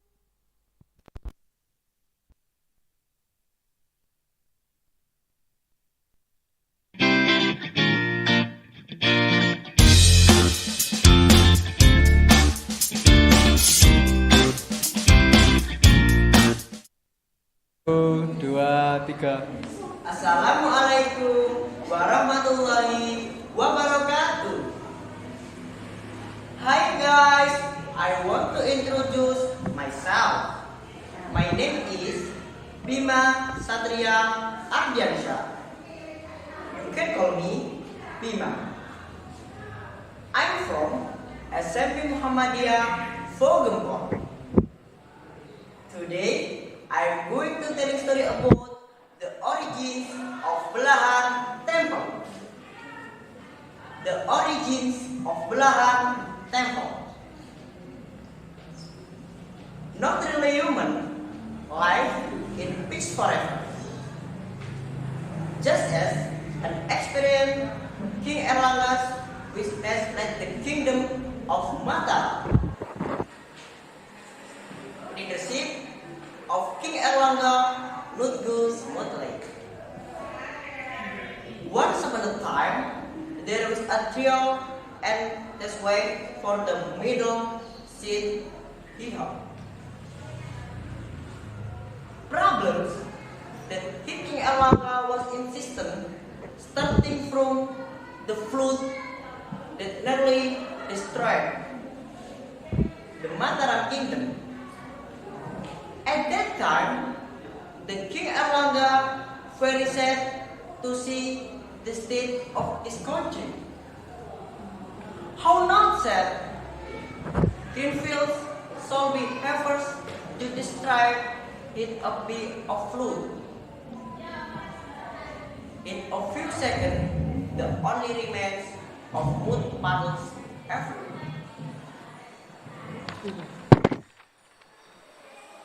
After months and months working the King Erlangga, people to re-establish the kingdom of Mataram Ricefield to grow with proliferation of the people.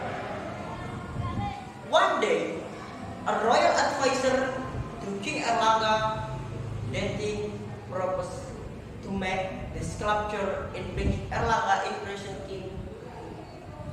After some long thought, he finally remembered the the queen. The name is Dewi Lasmi. It won't be by fighting. He everly expressed his desire that the advisor. The build of the temple start with a statue build to resemble the King Erlangga's wife. The development takes a long time while finished the King Erlangga very place. With the temple to adorn the statue of his wife and distribute mountain spreading toward the bridge statue of the woman. The temple was later given the name Belahan Temple of Sumberwatu Tete. Until now, Belahan Temple or Sumberwatu Tete can still be found in the village Wonosobo, Gampol district. Okay, thanks for your attention. Wassalamualaikum warahmatullahi wabarakatuh. Don't forget, remember me, Bima from SMP Muhammadiyah Bogor. Bye bye.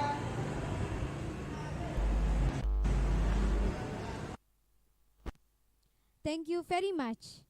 The next contestant is Muhammad Raifan Kadafi from SMP Bilingual 2.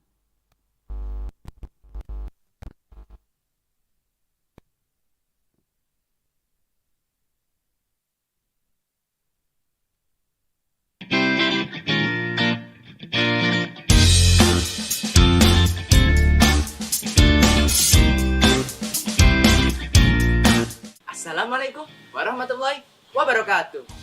Hello viewers, my name is Muhammad Raifan Kadafi from Bilingual Junior High School 1. And I'm here going to tell you a folk tale about the Raden Ayu Putri from Trengkulon. I hope you enjoy the story and happy listening. A long time ago, lived a duke that ruled the kingdom of Trengkulon. His name was Raden Kusen. Raden Kusen has a beautiful daughter by the name of Raden Ayu Putri.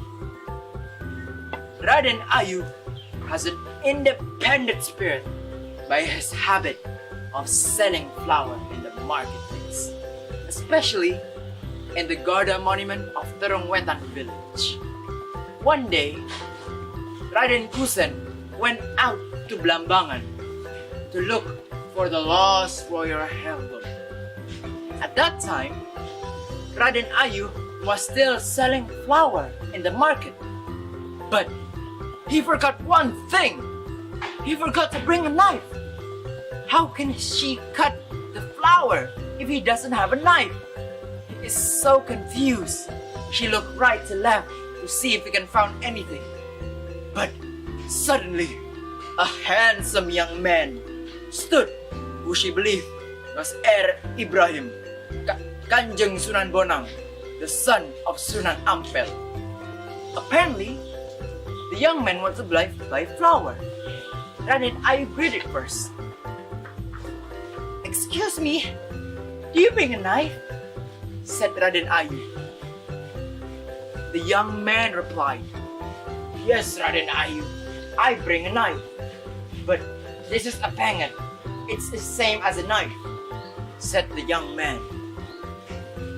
"Yes, I want to use it to cut the pandan leaf," said Raden Ayu later. But this is the one thing that the young man told him. "Okay, you can use it, but don't throw it into a lap," said the young man. But after cutting the pandan leaf and the flour, Raden Ayu forgot the information that the young man told him. Soon after that, Raden Ayu put the pangan in his lap. She reached out some of flour to the young man, but the young man suddenly disappeared out of nowhere. How? She reached out to the packet in his lap, but it also disappeared. How shockingly! A few months has passed. Raden Kusen has gone back from his trip. How shocked and angry Raden Kusen was when she found out the mysterious pregnancy of the young princess.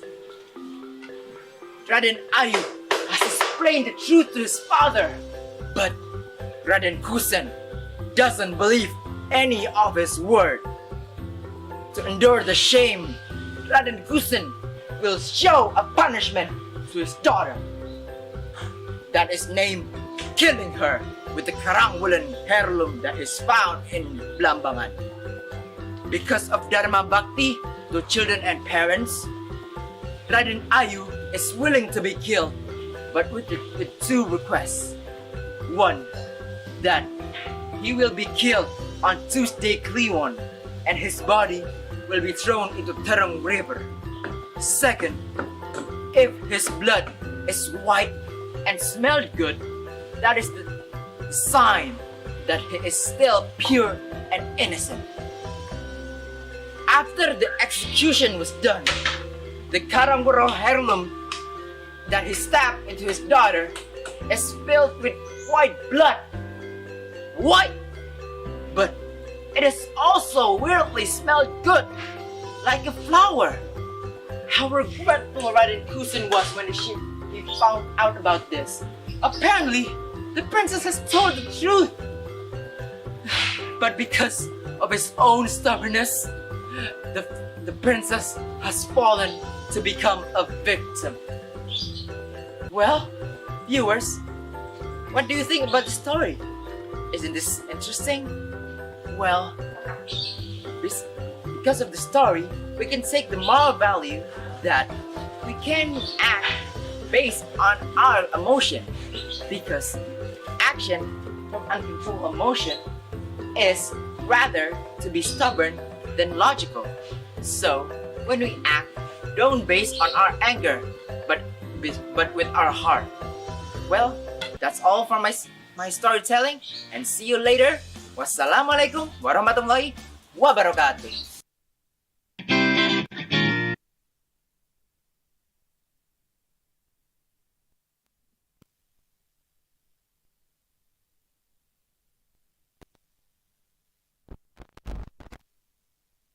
Thank you very much. The next contestant is Fatur Rahman Aufa Wihansya from Nungwal Terpadu 2. Keep watching.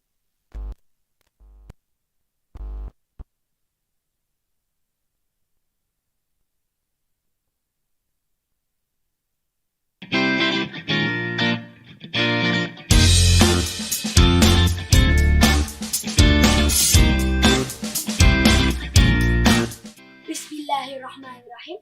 Assalamualaikum warahmatullahi wabarakatuh. Hello viewers, my name is Fatur Rahman. I'm from Bilingual Terpadu Islamic Junior High School. As a stand up here, I want to tell you about some story with the title Jepari Tales. Okay viewers, hope you enjoy. A long time ago, there lived an old man in the Penanggungan mountain. His name was Kiai Gede Penanggungan. He had supernatural power. He also had a beautiful daughter named Dewi Walana, who was not married yet. Kiai Gede prayed days and nights for his daughter to have a perfect husband. Finally, God answered his prayer. One day, a young handsome man came to his place.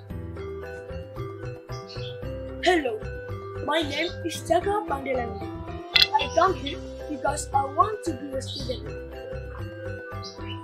I want to learn a lot of things from you, said the young man. I will take you as my student, but you have to marry my daughter. Jaka took a deep breath, then he said, Yes, I agree. I will marry your daughter.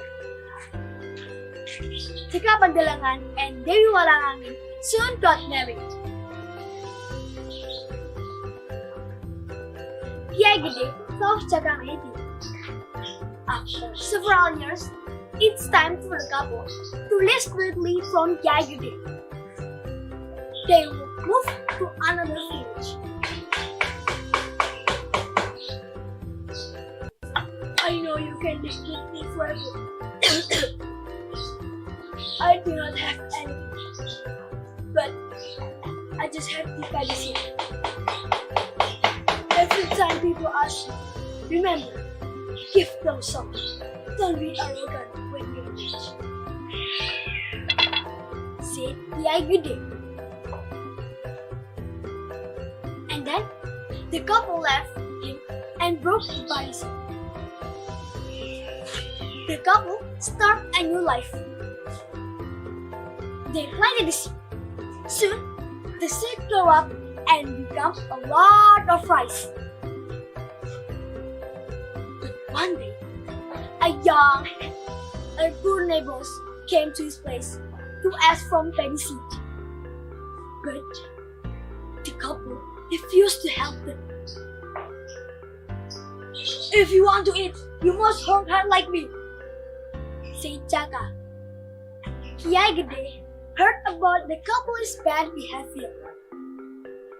So, he visited the couple. He met them when they worked and before. Immediately, Kiai Gede called their names. Jaka Pandalangan, come here. It's me. I want to talk to you, said Kiai Gede. But Jaka ignored him. They're all doing this activity. Dewi Walangangin, Dewi, it's me, your father. But Dewi also ignored him. Kiai Gede was really angry. Then he said, "You two like temples. You do not listen to me." After those words, slowly, an incredible thing happened. Slowly, Jaka Pandalangan and Dewi Walangangin turned into a temple. Because the temple stood among the body, people named them the body temples. Okay, Russ, how about is my storytelling? I think it's exciting. That we can learn from a story is we should give something that we can give to others and don't be arrogant person. I think enough. Thanks from me. Assalamualaikum warahmatullahi wabarakatuh.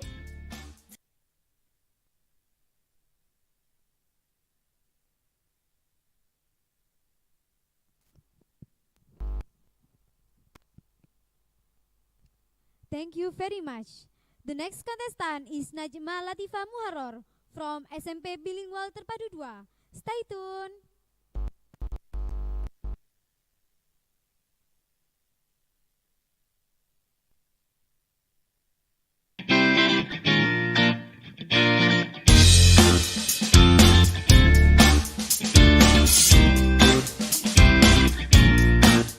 Assalamualaikum warahmatullahi wabarakatuh. Hi guys, I'm Najma Latifa. I came from Bilingual Junior High School Krian, and now I'm gonna tell you a story that came from Sidoarjo with the title Sari Tamba Oso. Do you want to know the story? Well, let the story begin. Once upon a time, there lived a man named Sari in the village of Tamba Oso. He lived there with his mother and older brother named Alim because his father had died. His father is a martial artist who has supernatural powers. Before his father died, Sari was given an inheritance in the form of corn and a piece of clay to eat with his mother. Sari Sarip, it is easy to play with your mother. Then you will live as long as your mother is alive, said Sarip's mother. One day, Sarip decided to leave his village. On his way, he found a group that aims to rob several houses of colonial agents, which then they divide the booty to the poor. The colonial government became restless with the situation and sent its troops to look for Sarip and his group. Find a young man named Sarip! If you find it, kill him and his friends! However, several days of searching did not result. After a few months, Sarip returned from overseas and met Pak Ridwan. Pak Ridwan is Sarip's uncle and a cunning man who wants to take overall of Sarip's father's inheritance. Sarip asked his uncle to return his father's property, but his uncle did not respond to him. Sarip was very angry seeing this. How can you do that? How sharp you are! He was about to attack his uncle when suddenly Buddy caught his hand and pushed him back. And that was a great fight. In the end, Buddy managed to drop Sarip's body into the river, said his uncle Ridwan. Sarip's body drove with the flow of the river until he stopped in front of his mother, who happened to be there because she was washing clothes in the river. She was shocked, and then she jumped into the river and dragged Sarip's body into the riverbed. She shouted and said, "Oh my God! Sarip! Sarip, my son! My son! Wake up, son! It is not yet your time to die!" Suddenly, Sarip wakes up from the dead. His mother brought him back to their home because he still needed time to recover. After a few days, Sarip returned to his uncle's house to take revenge. When he arrived there, everyone was shocked to see that he was still alive. It's impossible! I already killed him! How can he back to life? Said Ivy. But Ridwan has idea to fight with Sarip once again. Sarip and Ivy fought fiercely for the second time, but this time, Sarip managed to fight. But Ridwan fled and reported this incident to the authorities from the colonial government. He also divulged the secret of Sarip's magical cards. When the colonial governments learned of Sarip's weakness, they sent troops to capture his mother. Find his mother and kill her! These situations make Sarip easy to attack. After that, the colonial government troops went to Arizona, and when they found him, they showed all their guns. And instantly, he fell to death. So guys, the moral in the story is, mothers are everything for us. The good and the bad of life also depend on the mother's prayer that accompany us. So, we have to respect our mothers wherever and whenever we are. I think that's all. And goodbye. Wassalamualaikum warahmatullahi wabarakatuh.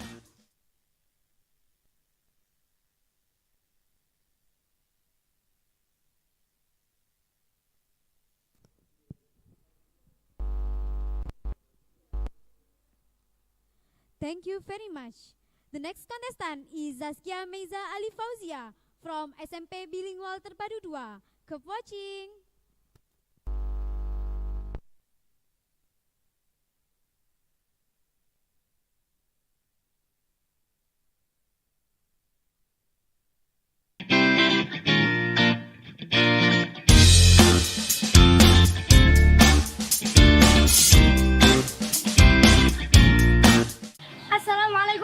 warahmatullahi wabarakatuh. Hello guys, good morning. In this special day, I want to tell you about the story. It's very interesting. Do you know the story of Pari Temple? If you don't know, let me tell you about the story. Long time ago, there lived an old man in Penanggungan Mountain. The name is Kiai Gede Penanggungan. He has a supernatural power. Kiai Gede Penanggungan has a beautiful daughter who is not married yet. Every time, day and night, Kiai Gede Penanggungan must pray for his daughter to have a handsome husband. God, please help me. Please give my daughter a husband, God. Finally, God answered his prayer. One day, the handsome man came to his place. My name is Joko Pandelegan. I come here because I want to be your student. I want to learn a lot of things from you, said Joko Pandelegan.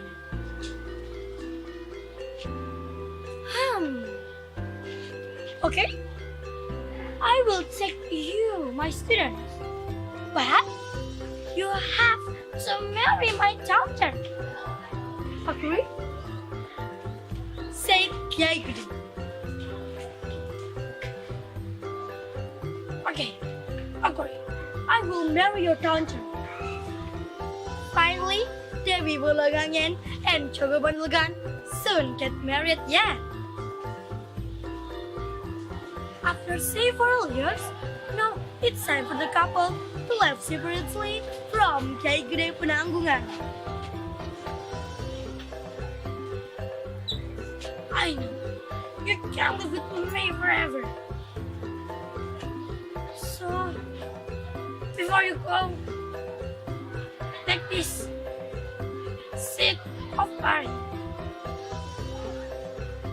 Remember, every time people ask you, give them.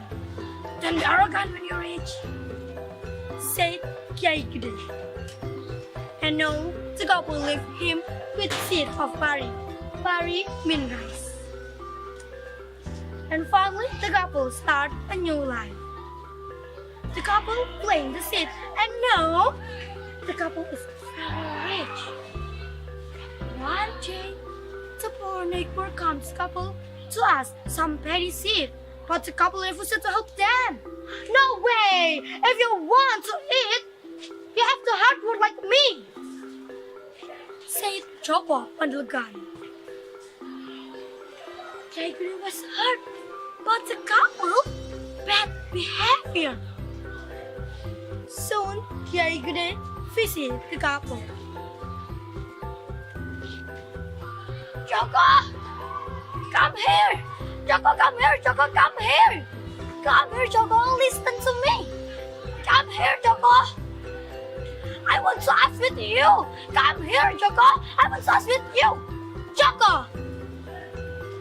But Joko Pandelegan ignore him. Joko stay with his activity.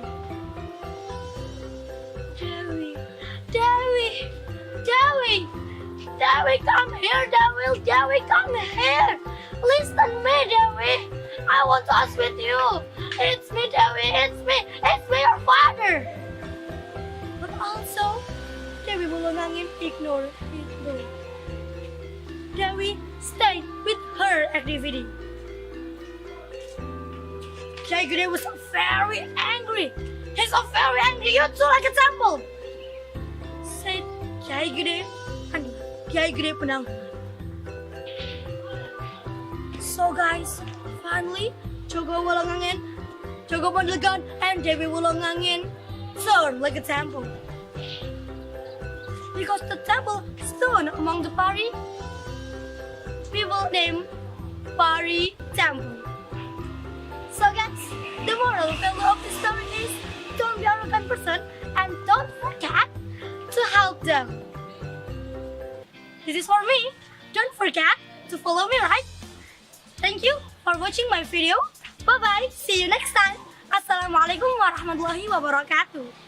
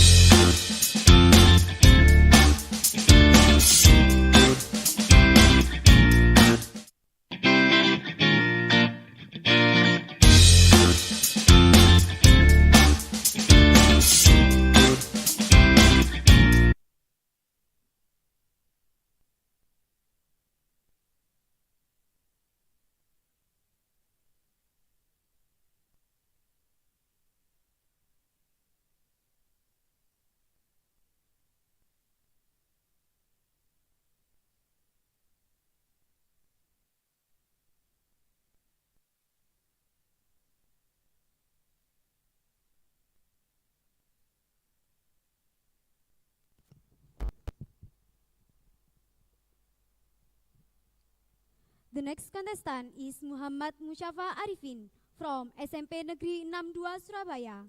Let's check it out.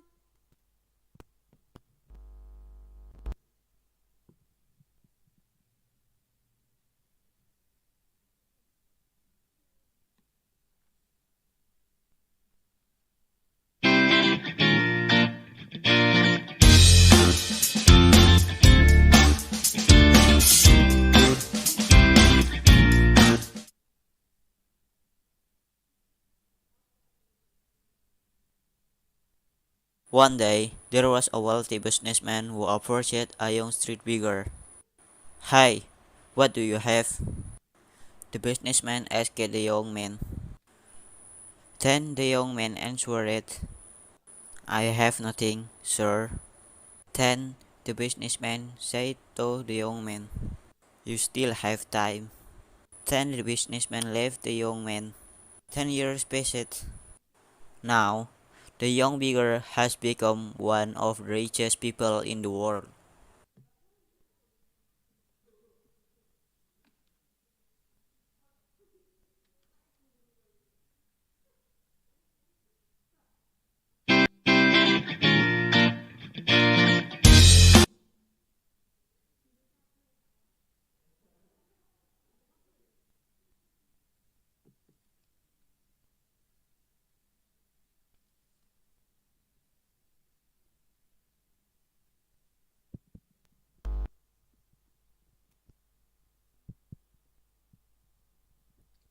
Thank you very much. The next contestant is Mutia Farisatun Nisa from MTS Abu Amr Tambarjo. Let's check it out.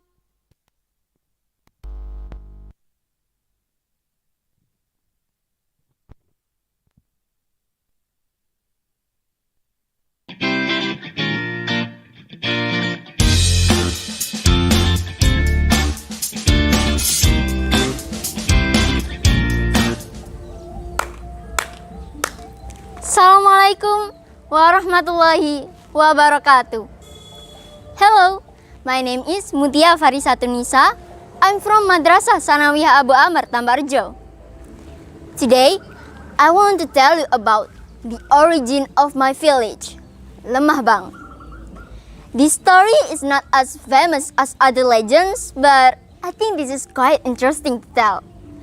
I hope you enjoy it. Let's begin.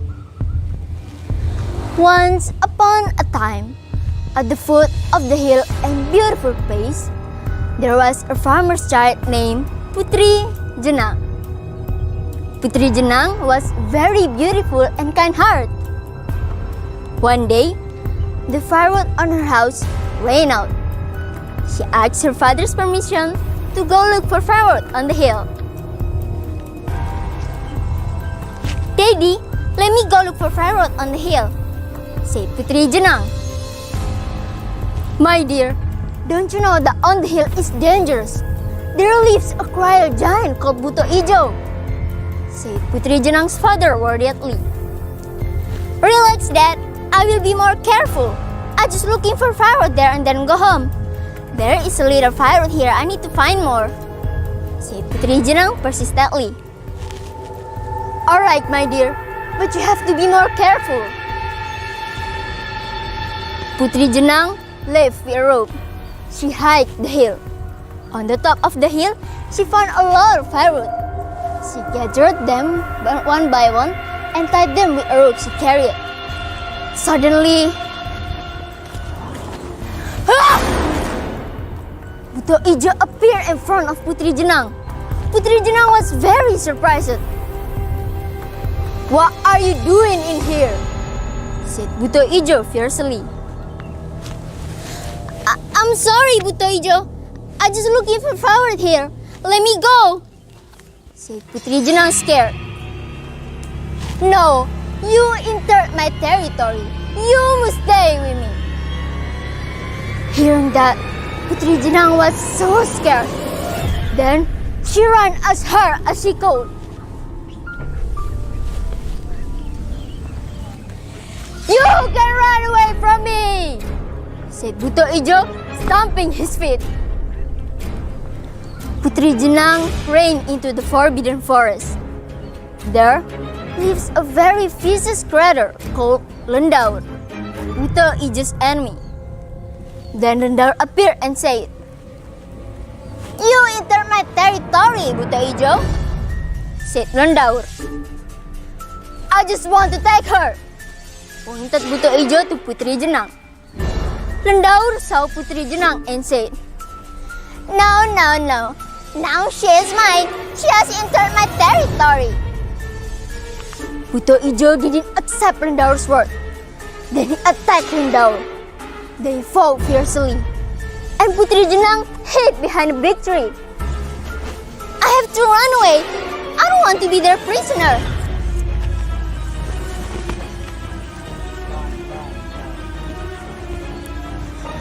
Putri Jenang ran away from them. They didn't realize that Putri Jenang was not in that place. "I will kill you, Buto Ijo," said Lendaur.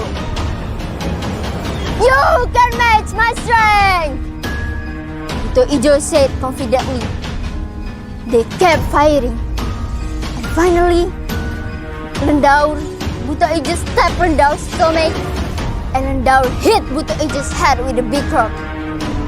He died instantly, and the blood flew away in the region. The ground turned red. Many people saw the change and said, "The ground is red! The ground is red! The ground is red!" Or, "Lemah abang! Lemah abang! Lemah abang!" That's why the area was named Lemah Abang, or now known as Lemah Bang. Do you know what? In Lemah Bang, there is a place where the line is higher and very long. It looked like a long small hill. People said it was Buto Ijo's grave. Well, I think that's enough of my story. I hope this story is interesting for you. Thank you for your time. Assalamualaikum warahmatullahi wabarakatuh.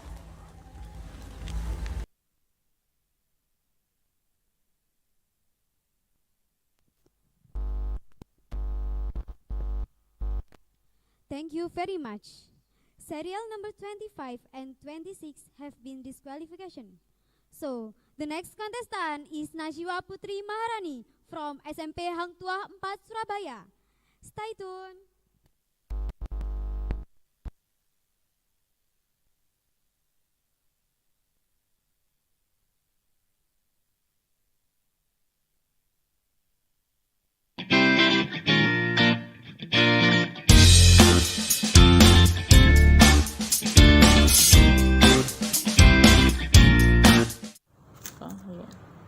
Good morning, judges and audience. I am Nashwa from Hang Tuah 4 Junior High School, Surabaya. Here I would like to tell you a story about the legend of my city, which is Surabaya. Once upon a time, in a vast ocean, precisely in Java Island, lived two animals who were equally arrogant and do not want to lose. The animals are shark, namely Sura, and crocodile, namely Baya. Both of them live side by side, so they often clash and fight over food. They are both strong, agile, fierce, and smart. So the battle between them is also continuous because there is no winner or loser. Furthermore, the two animals feel bored and tired if they have to fight. Realizing this, the two of them agreed to enter into an agreement on the division of the territory. "Hey Baya, actually I'm tired of fighting with you," said Sura. Me too, Sura. So, what should we do so we can stop our fight?" asked Baya. To prevent more fighting between us, it will be nice if we divide this area into two territories. I mean the water and can only look for prey in the water, you are on land, and your prey must also be on land. Then, as a limitation, you first mean that the land can be reached by the sea at the low tide. Surah said, "Okay, I agree with your idea, Surah," said Baya.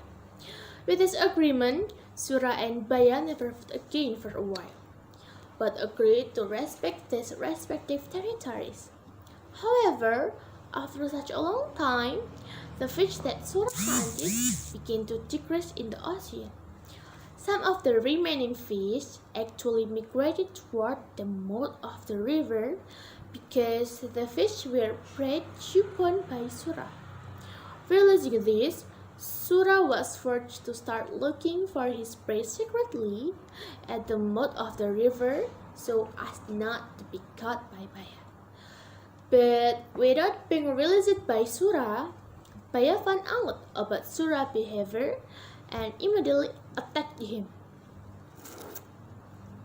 "Surah, why did you break the agreement we had agreed on? Why do you dare to come to my territory?" asked Baya. I broke the agreement? Isn't this river watery? And system is watery. The river is also within my territory, right? Surah said. "What do you mean, Surah? Isn't the river on land? It's clear that your territory is in the sea. That means a river that belongs to my territory," answered Baya. "Oh, I cannot.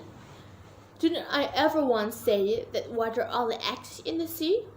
Isn't the river also watery?" replied Surah. "Apparently you are deadly find fault with me, Surah," Baya said. "No, I'm just giving the reason. I'm strong enough and I'm on the right side," said Surah.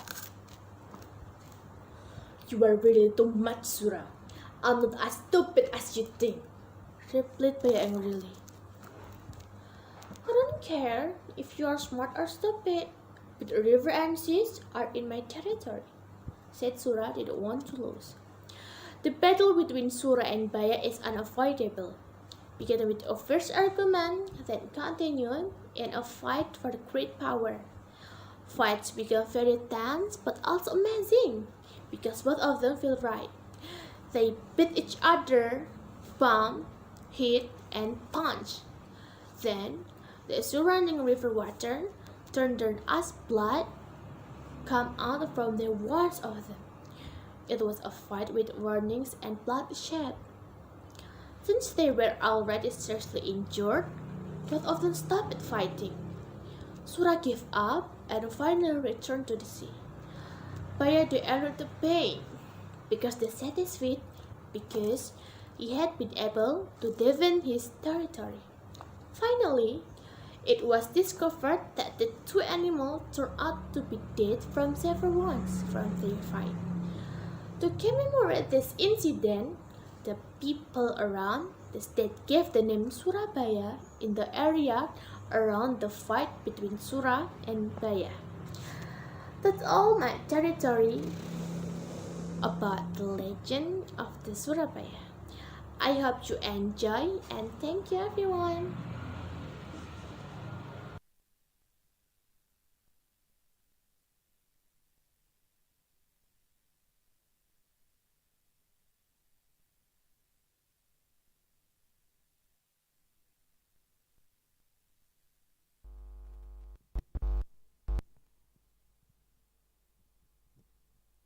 Thank you very much.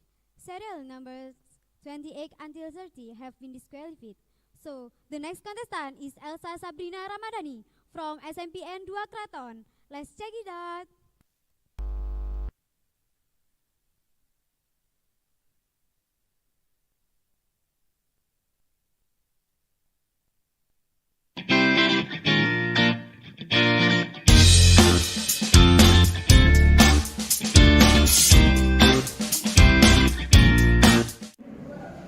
Assalamualaikum warahmatullahi wabarakatuh.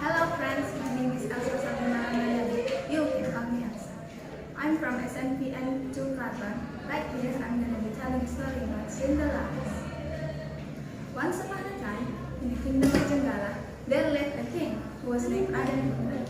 The king had a very kind empress and a beautiful mistress.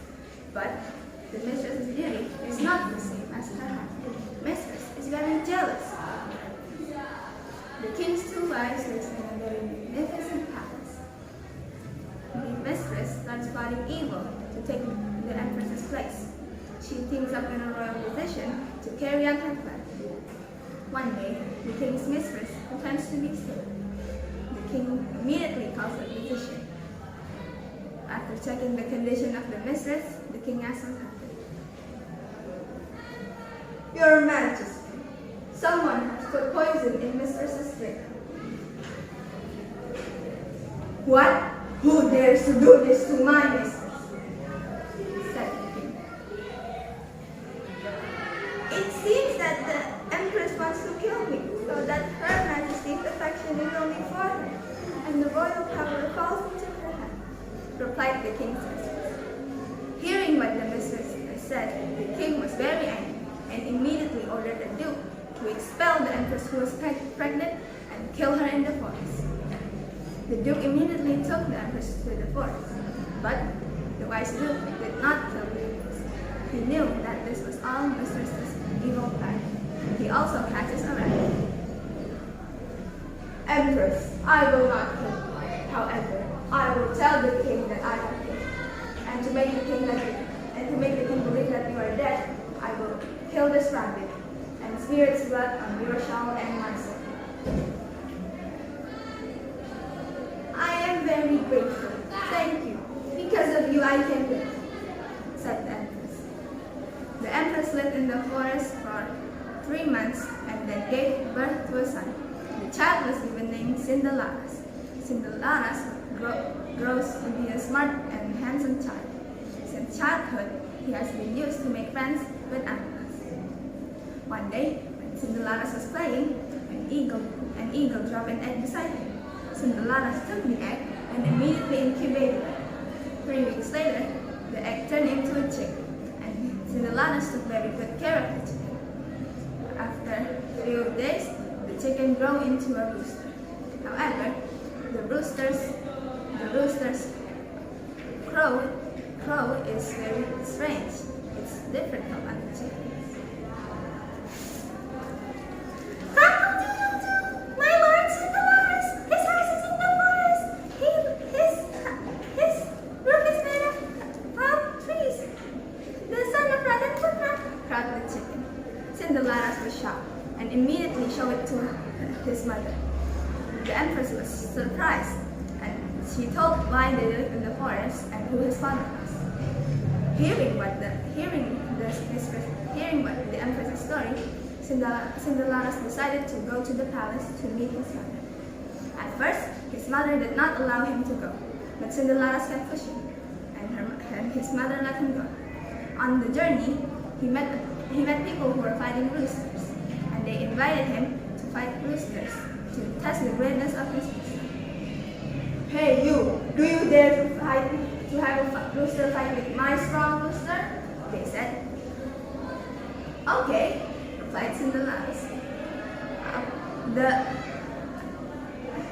Cindellaras rooster apparently can defeat opponents after several fights, but however, this rooster cannot be defeated. The greatness of Cindellaras rooster was heard to the ears of the king. The king immediately ordered a district chief to invite Cindellaras to the palace. As he came to the palace, the king invited him to have a rooster fight. After that, the king made one condition. If Cindellaras lost, he is willing to give his rooster and his head in beheading. But if he wins, the king will give half of his wealth to Cindellaras. The two roosters fight strongly. Within minutes, Cindellaras' rooster beat the king's rooster. The crowd cheered and congratulated Cindellaras. Alright, I admit my mess. Half of my wealth is now yours, Cindellaras. However, who are you? Asked the king in so much curiosity. Cinderella bent down to his rooster and said something. 2 minutes later, the rooster crowed.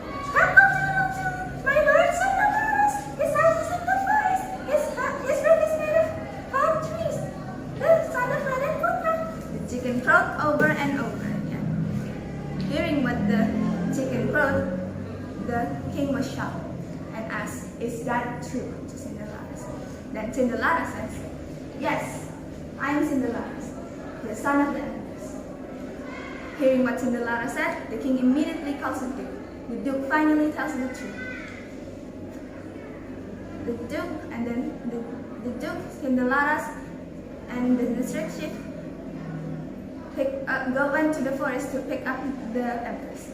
Then Cinderella, Raden Putra, and the empress live happily ever after. Thank you for your attention. I apologize if I have any mistake. I hope you all enjoy. Assalamualaikum warahmatullahi wabarakatuh.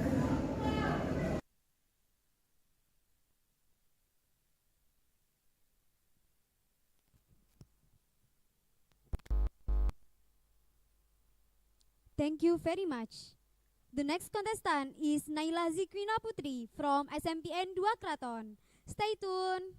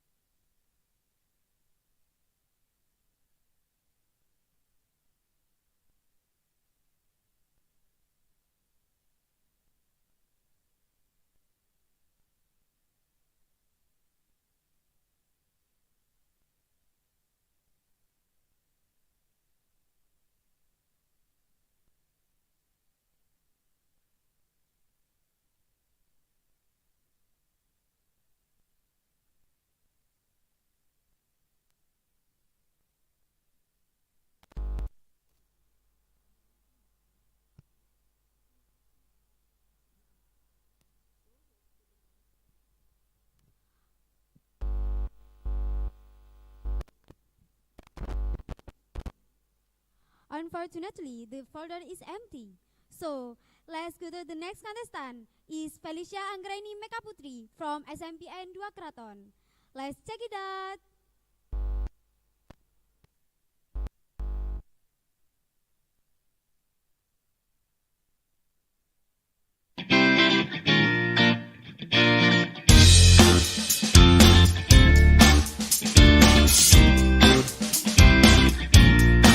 Assalamualaikum warahmatullahi wabarakatuh.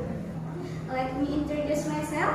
My name is Felicia Anggraini Mekaputri. You can call me Meka. I am delegation from SMPN 2 Kraton. In this storytelling competition, I would like to tell you a fun story about Jalan Anak. Once upon a time, in Gira village lived the supernatural widow named Jalan Anak. She was very powerful. Her face was very frightening, but her life was very happy because she had a very beautiful daughter named Ratna Mangali. Ratna Mangali was very kind girl, liked to help each other. Every day, she spent her time in the garden. Do you know what she is doing? She played and watered the flower by like this. Come and have a look, flower in my garden. There are red flowers and other red flowers. The song was very romantic, wasn't it? But Ratna Mangali was very pretty girl. No men were brave to play Ratna Mangali because all people were afraid with the widow. One day, when Ratna Mangali was walking around in the village, she was surprised whenever she met boys.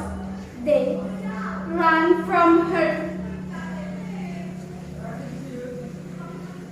Men showed village. Don't go to the girl. Don't fall in love with her. Don't marry her. Because all of you can stay by her mother. After that, Ratna Magali fell down, sad and cried. She prayed to God. Oh God, why all people in this village hate me? Actually, I need a prince in my life without being a friend with my mother. Suddenly, she stood up. Stop talking! Stop! Don't think negative about me and my mother. She will be very angry hearing this. Then, wine flowers drumming. What happened? Her mother came. She showed. Ha ha ha! Ha! Hey, all people in this village. I am Ratna Mangali's mother, a very powerful woman in the world. I am Jalan Ai. Ha ha! How dare you act? You make my beloved daughter sad and cry. So, all of you must be dead.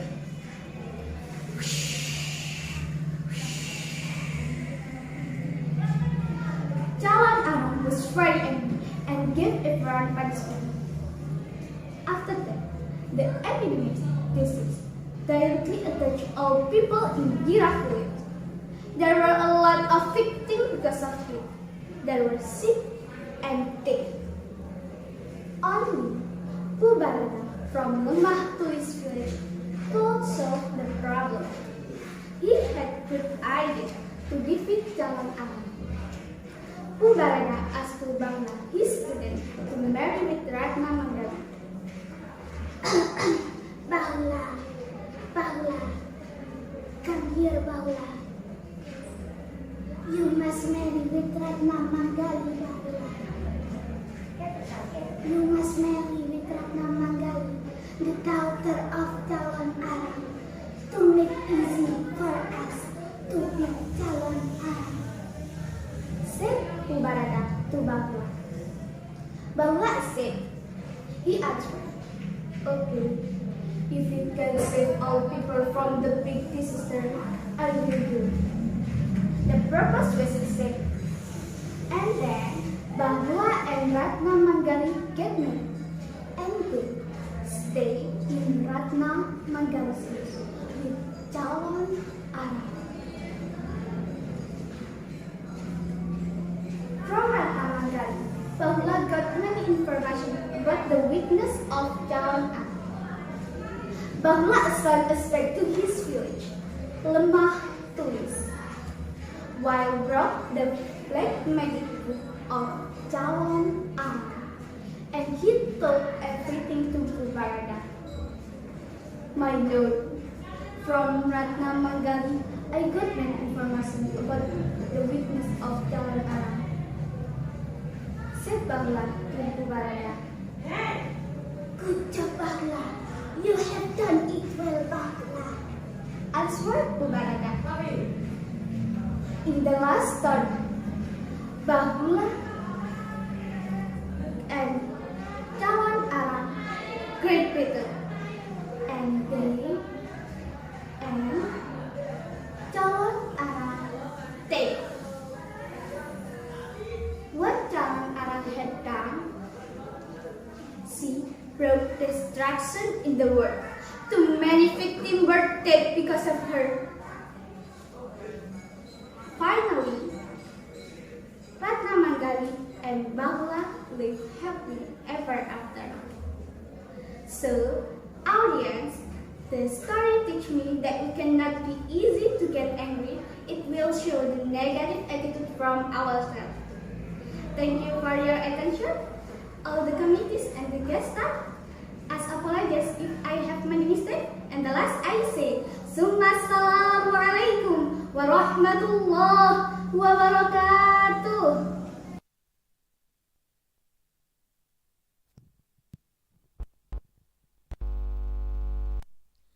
Thank you very much.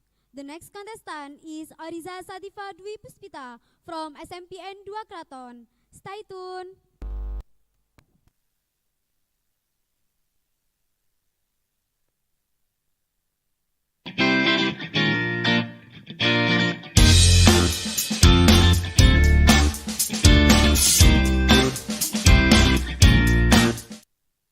Ini kisah orang kampung pergi ke seberang, tak juga pulang, tinggalkan bunda seorang diri. Bunda menanti hari sehari, malin oh malin, malin oh malin, namamu menggema sepanjang masa, bukan karena sifatmu mulia, tapi karena kepada bunda, malin oh malin.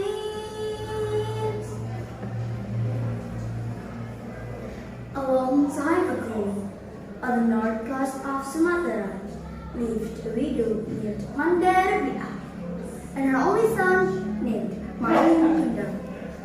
They were living in poverty. Malin Kundang grew up as a skillful young boy. He always wanted to be a successful person to help her mother. One day, a large ship of rich merchant docked early. Malin Kundang went one of the ship's crew and was offered to join with him. He knew that it was a good change to make his dream come true. So he decided to take the offer and went home to tell his mother. Mom, what if I sail overseas? Asked Malin Kundang to his beloved mother. Oh dear, I can let you do that. I was your father. He was sailing and never came back. I don't want to let you do. Malin Kundang kept trying to convince his mother that he would be alright. Mom, if I stay here, I will always be a poor man. I'm the successful person to help us to get a better life. I promise you that I'll be back for you. If you really want to go, I can't stop you. I can't stop you, my son.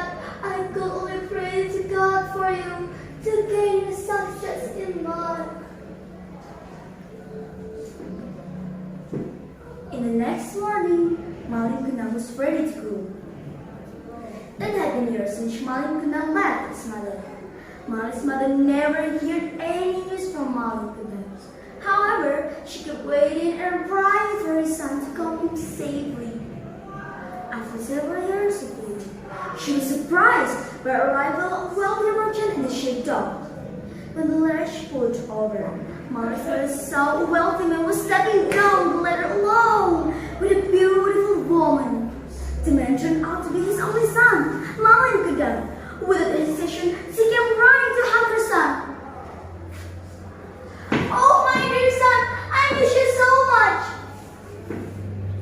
However, Malin Kundang did not give any response. He was too ashamed to admit that the old woman is his own mother in front of his beautiful wife. Who is she? Is she your mother, my husband? No, you're not my mother. My mother has passed away when I was a kid. Malin's mother took a step back. Malin is my son. How could you do this to me? I'm your mother. I'm your mother, Malin.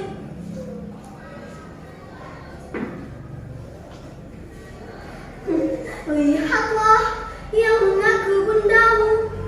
Bajunya begitu lusuh. Tak mungkin dia sama dengan kaumku. Impossible, this old woman is your mother, my husband. Malin Kundang then ordered his bodyguard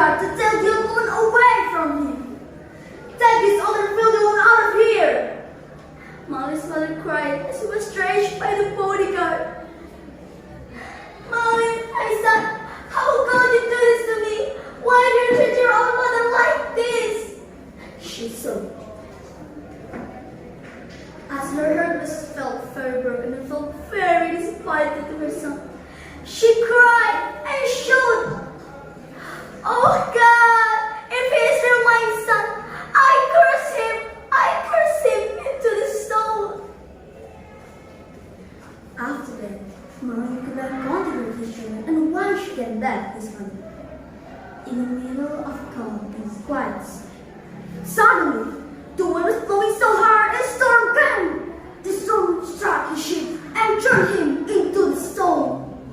Oh, Mom! I'm sorry! Forgive me, Mom! I have been very sorry for you! Sorry, Mom! Forgive me, Mom! But that was late. So, audience, moral of my story is always treat your parent well, especially your mother. Your mother is the one who has brought this world with all the struggles to gain your better in life. Berakhirlah kisah Malik Bunda yang telah durhaka namun lupakan Bunda. Ayo semua hormatilah Bunda karena Bunda yang besarkan kita. So audience, how? Is the story fun for you? Yeah, of course. But this is time I have to say goodbye to you all. See you next time, guys, and goodbye!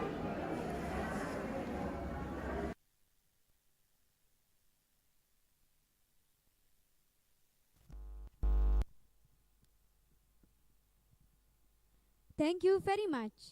The next contestant is Vika Alicia Maudia from SMPN 2 Kraton. Let's check it out.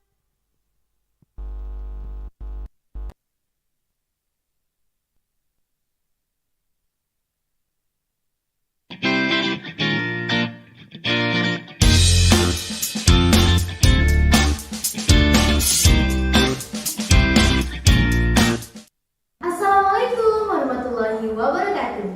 Hi everyone, good morning all. How are you today? I hope you all happy today. Let me introduce myself. I am Vika Alicia Maulida. You can call me Vika. I am delegation from SMPN to Kraton Pasuruan. In this Marisa event, I would like to join telling story competition with the title Crying School. Long time ago, lived a girl with a mother at a mountain near the town in Kalimantan. The girl name was Darmi. Darmi is very beautiful. Every day she wears makeup and her best clothes. She always wants to rich and beautiful, but she never helped her mother. She is lazy and spoiled girl. One day, her mother asked Darmi to accompany her to the market. Then Darmi said, "Okay, Mom, but I don't want to walk beside you. You have to walk behind me, yes, Mom." With her sad heart, her mother agreed. So, Darmi walked in front of her mother followed behind her. Darmi and her mother looked very different. Darmi looked very beautiful in her pretty dress, while her mother looked very old in her simple dress. On the way to the market, people greet to Darmi and asked who the old woman behind her was. Then Darmi replied to them that she was her servant. Darmi, who is someone in your behind? Don't look at she. This is my servant. Her mother was very shocked. Her mother was very sad. But she called him anything. She often had farther insult. Then, when they arrived in home, her mother tried to ask to Darmi, "Darmi, come here." "Why, Mom?" "How could you keep telling those people that I'm not your mother, Darmi?" "Mom, I have to do that because I don't want they laugh at me. If they know that you are my mother, we look so different." "Enough, Darmi. Enough, Darmi. You have hurt me so deep that I can stand it any longer. Whoever and whatever I am. So deep, Darmi. You must get honor me as you're our mother." Say her mother. Her mother couldn't bear the pain anymore. She prayed to God to punish the doctors. My dear Lord, I can stand on my daughter's behavior. She's been too far in hurting me. Please give her a punishment to make her sorry for what she has done to me. Then God answered her prayer. Slowly, Darmi's legs turned into stone, and the process continued to upper part, the girl's body. Darmi began to be panicked. She felt sorry and cried for help from mother's help. My mother, forgive me, Mom, said Darmi with sadly. But it was too late. Finally, her whole body turned into stone, and directly the body to be stone. Until now, people can still see the tears falling down the stone. That's why stone is called crying stone. Thank you for the time, thank you for your attention. I also apologize for all of the mistakes in my story. I hope I will be the winner in this contest. And the last I say, wassalamualaikum warahmatullahi wabarakatuh. Bye, see you next time.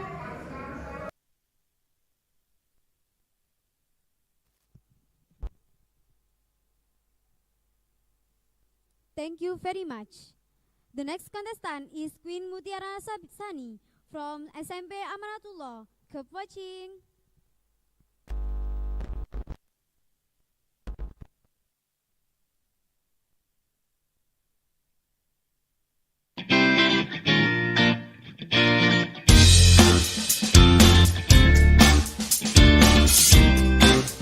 Let me introduce myself. My name is Queen Mutiara Sani and I'm from Amanatullah Junior High School. Today, I'm gonna talk about my story. The title of my story is The Legend of Banyuwangi. A long time ago, Banyuwangi was called Bambangan. It was a kingdom under a wise king who had a handsome and smart son. He liked hunting very much. He often went to forests around Bambangan to hunt for animals. One day, when he was in a forest, he saw a deer. He chased it and the deer ran deeper into the forest.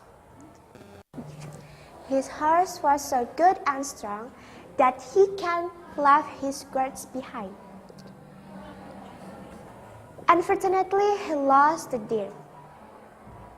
As he took a rest under a big banyan tree, suddenly a lovely lady appeared in front of him. Raden Banterang was so surprised to see a beautiful girl alone in the forest. He was suspicious that she was not a human being, so he asked her, "Excuse me, lovely lady, do you live around here?" "No, I don't. I'm from Klungkung, Bali. My name is Surati. I am a princess, the daughter of the king of Klungkung. I need your help." "I will gladly help you. But please tell me what your problem is." "I'm in danger. The rebellion in Klungkung. The rebel killed my father, but I could escape it. My guards took me here, but I lost them. Now I'm alone. I don't know where to go. I have no relative here. Please help me." "You are come to the right person. I am Prince Banterang from a kingdom of Blambangan. I will protect you. Please come with me." Then Raden Banterang was took Surati home. He fell in love with her, and then several months later, he married her. One day, when Surati was in a street, he met a man. The man was called her, "Surati, Surati." She was surprised to realize that the man was her brother Rupaksa. Rupaksa told her that it was Raden Banterang killed their father. He comes to Blambangan to take revenge and asks Surati to join him. But she was shocked and refused to join. I'm really shocked to hear the news, but I'm not sure. Raden Banterang is now my husband. He is kind to me. He never hurts me. He is protecting me. As a good wife, I never betray him. It is my duty to serve him. But he killed our father. It is hard to me to believe it. When I met him, he was in here, not in Kungkung. Rupaksa was disappointed with her sister. He was very angry to her. Okay then, I have to go now. But please keep my headdress. Put it under your pillow. Put it under your pillow. Rupaksa gave his headdress to his sister Surati. To respect her elder brother, Surati put it under her pillow. Several days later, Raden Banterang was hunting in a forest when he met a man. The man greeted him politely.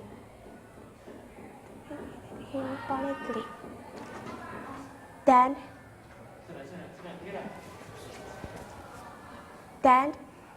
he said something. You live in a danger. Someone has an evil attention to you. Who is? Your wife Surati. Surati? How do you know? I am a priest. I have clear spiritual vision. I'm just to save you. Search her room. If you find a headdress under her pillow, then my words are correct. Raden Banterang was shocked. He was very angry to his wife. Then he immediately went home. After he got to the place, he immediately searched Surati's bedroom. As he found a headdress under her pillow, he made sure that the priest was right. You are an unfaithful wife. I know you want me dead. This is the evidence. It is from a man who helped you kill me. Surati was shocked and cried. But Raden Banterang did not trust her. He gave her a death sentence.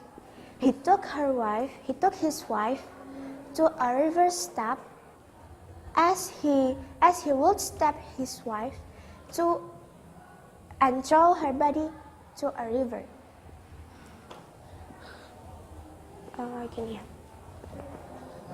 Before I die, let me say a few words.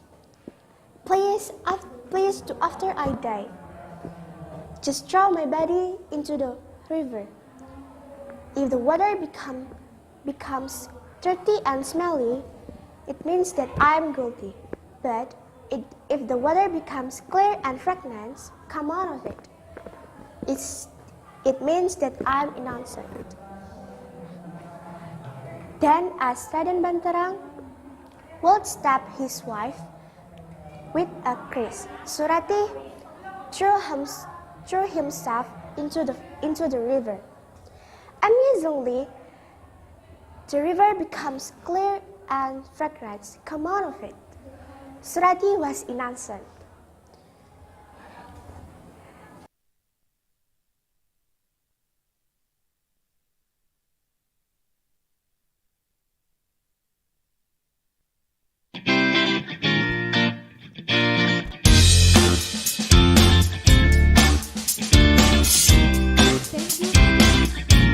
The next contestant is Tania Rizka Adelia from SMP.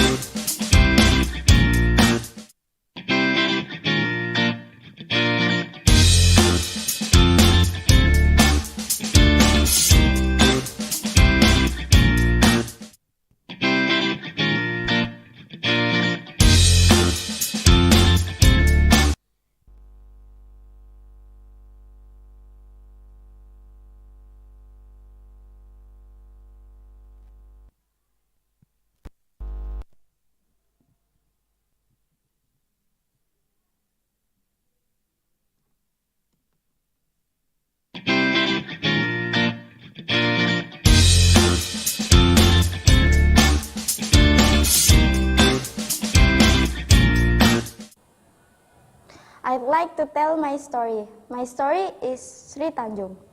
Once upon a time, there was a king named Sulakromo. The king had a prime minister named Raden Sidopakso. The Raden Sidopakso have a beautiful and loyal wife named Sri Tanjung. One day, Sulakromo see Sidopakso's wife, and then he fell in love with Sri Tanjung. The king said, I really fall in love with Sri Tanjung, and I couldn't remove her face in my mind. But how can I get her? Then the king has an idea for make Sidopakso away from Sri Tanjung. Then he tried to call him. I would like to give you a great duty. Sidopakso replied, All right, my lord. I'm proud of that duty. Tell me, please. The king said, I will send you to long mission, you might not come back before you succeed. All right, my lord. Then Sidopakso went home and met his wife. Sidopakso said to his wife, I have to leave you for months. Sri Tanjung said, Why do you leave me? It's so earlier. I cannot be away from you. Sidopakso said, My lord gave me a great duty. I must leaving. Please don't go after. Please don't hold me. Sri Tanjung said,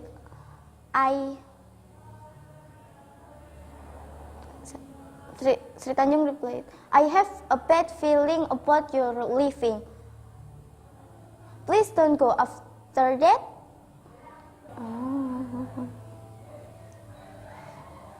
Leave his wife alone at home. For a while, the king excited because he can lie Sidopakso. The king laughed. Finally, I can meet Sri Tanjung at her home. Ha ha ha. And the husband away. I'm coming, Sri Tanjung. In the next day, the king went to Sri Tanjung's house and tried to meet her. Sri Tanjung get surprised when she saw the king come to her house. She welcomed the king, but she didn't good about that. Then the king said to Sri Tanjung,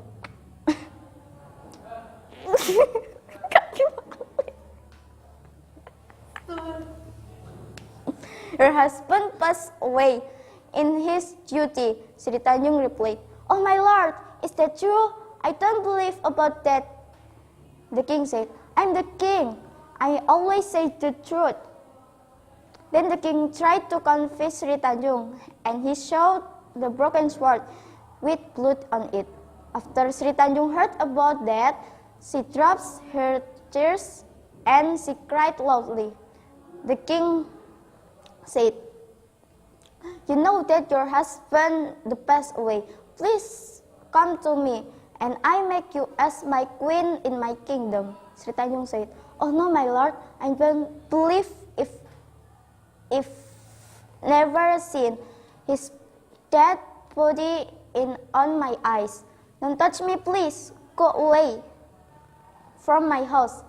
The king tried to compel Sri Tanjung, but she always refused him.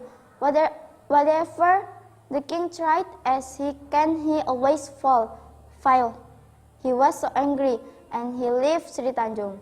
In the middle of journey, Sidopakso decided to go back home because he worried about his.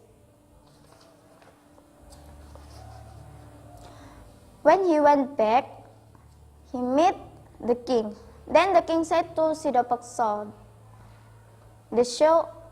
the man was at Sri Tanjung's house. The king said again, that his wife has cheated on him. Sidopakso get angry and he will kill Sri Tanjung. After Sidopakso get home, he asked about the man and accused Sri Tanjung cheating on. Sri Tanjung said, if never cheated you on, if you always accuse me, I will prove, Sido Pakso said. Alright, I will kill you, Sri Tanjung said. Please, before you kill me, if I have cheated, throw my body into the river if the river smells. Friends, I don't cheat on you if the river looks dirty, so I really cheated you on. Then Sido Pakso killed Sri Tanjung and threw her body into the river. Surprisingly, the river immediately became clean and fragrant, Sido Pakso said. Banyuwangi, Banyuwangi.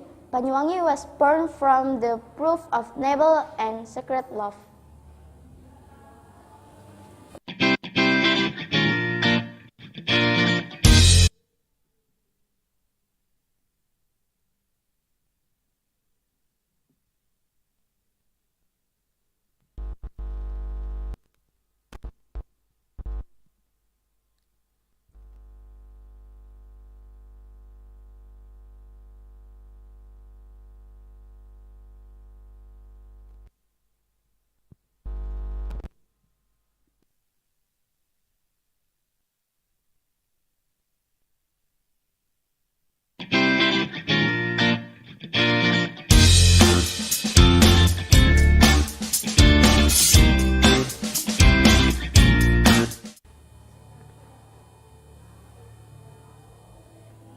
I'd like to tell my story. My story is Timun Mas. Once in Maidol, Java, there lived an old widow named Mbak Rondo. She just for wooden in the jungle, never had a child for a long time. But she is only poor widow and already all impossible to have a child. One day, after collecting wood in the forest, Mbak Rondo sit for a rest, complaining, and she said, "If I have a child." Suddenly, the earth went shaking earthquakes. In front of Mbak Rondo, the great giant appeared suddenly. With scary, Mbak Rondo feel shocked to see him. The giant said, "Hey Mbak Rondo, you want a child, don't you? I granted your wish." Mbak Rondo said, "Really?" The giant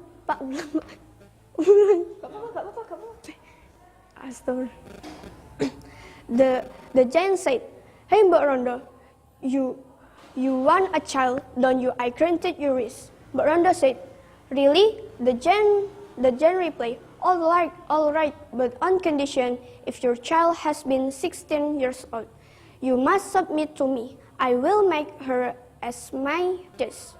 Because of her great willing, Mbak Rondo doesn't think too long, and see, I don't mind. Then the giant give her a cucumber seed. Mbak Rondo directly go home and plant those. Sit in backyard. 2 weeks later, the cucumber produced some fruit. Among the fruit, there is one big fruit. The color is yellow. It looks glossy like gold. Mbak Rondo picked the fruit and she knife and slice into two. Then she opened it careful. "Oh my gosh, there is a beautiful female baby." Then Mbak Rondo very excited. She named her baby Timun Mas. The diamond and year go by Timun Mas changed into beautiful girl. Mbak Rondo loved her much. The lovely morning comes. Mbak Rondo and Timun Mas ready go to the jungle, looking for wood. Suddenly, the earth shaking. Then there is some scary launch. Suddenly, Mbak Rondo remember about her promise. She quickly get Timun Mas hide under the bed. "Hey Mbak Rondo, get out, I come for you, promise." Then Mbak Rondo get out to meet him. Mbak Rondo said, "I know you're coming here to take my daughter. Please give me 2 years more gift." I giant said, "All right, 2 years more I come. If you lie, I will eat you." The hill. Terus.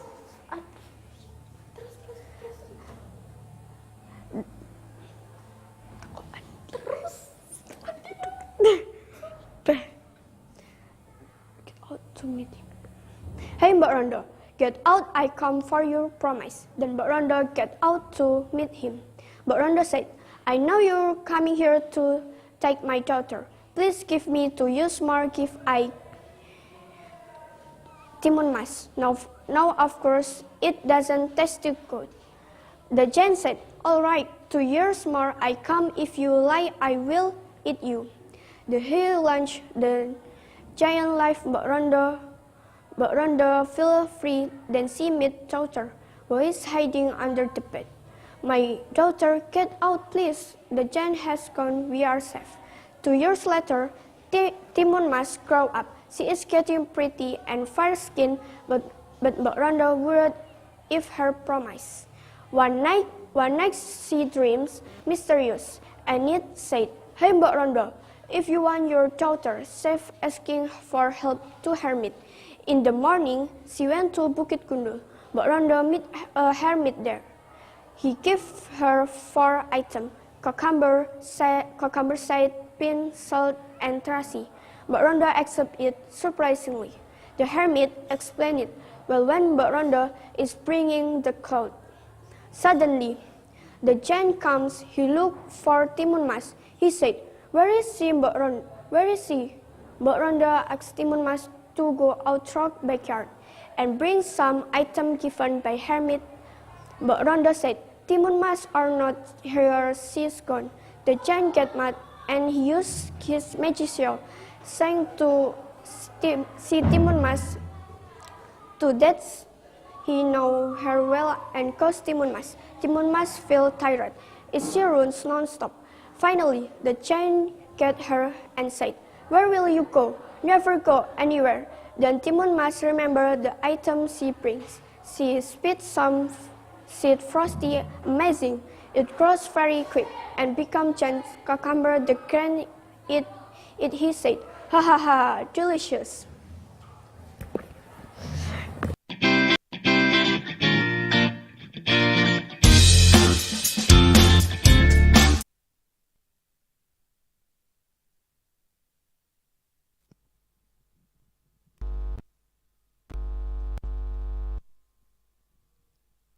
Thank you very much.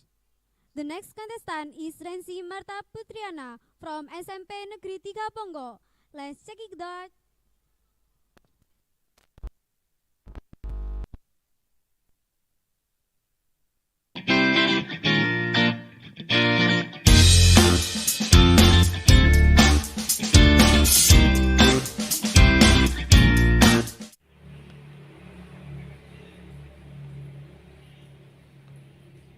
Assalamualaikum warahmatullahi wabarakatuh.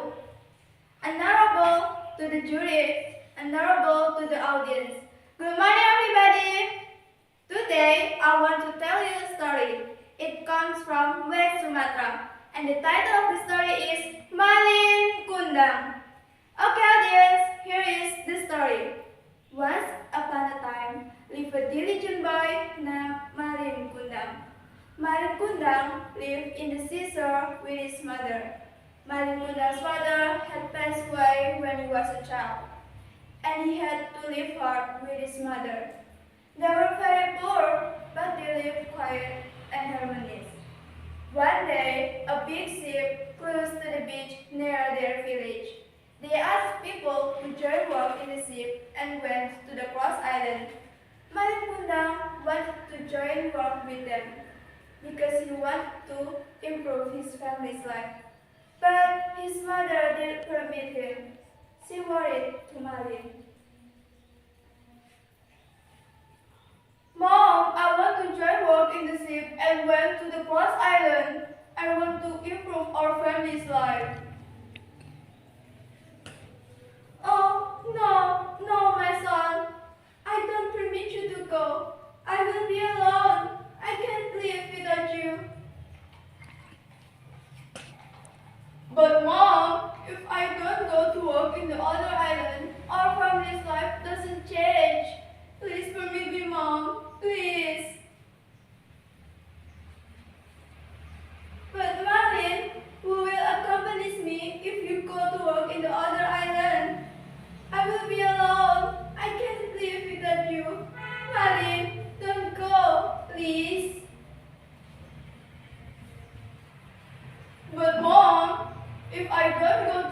with them, who will improve our family's life.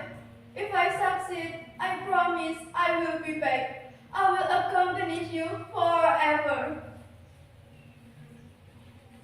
Alright, my son. Alright. Be careful. Don't forget your mother. I will wait you. Thank you, Mom. See you. I promise I will be back. Finally, his mother permitted him. Then he sailed with the big ship. Several years later, Martin succeeded and he became a rich trader. Then he came to his native with his beautiful wife.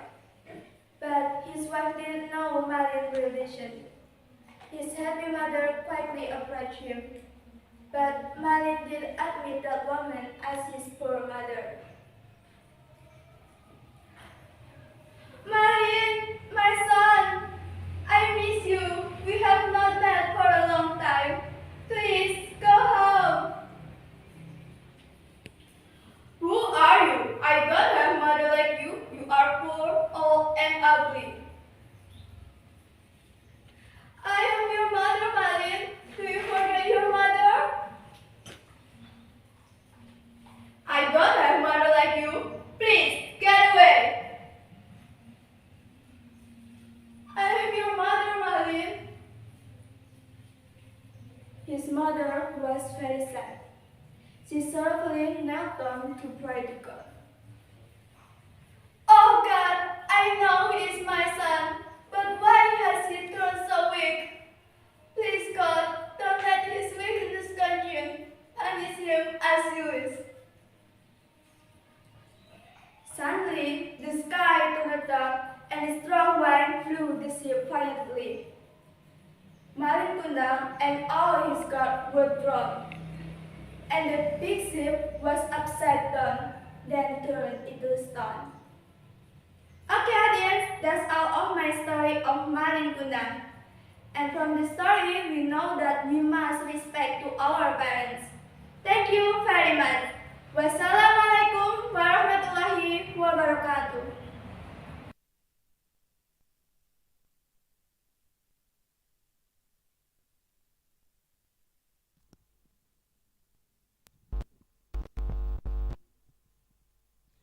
Thank you very much.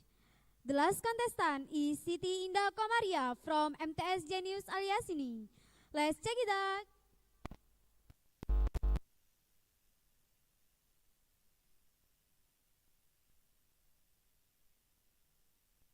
Assalamualaikum warahmatullahi wabarakatuh. Hi everyone, my name is Siti Indah Komaria. I go to school MTS Al-Yasini. I would like to tell about the legend of Surabaya. Long time ago, in this shelter, there were two strong animals, Sura and Raya. Sura was a shark, and Raya was a noble. They lived in the sea.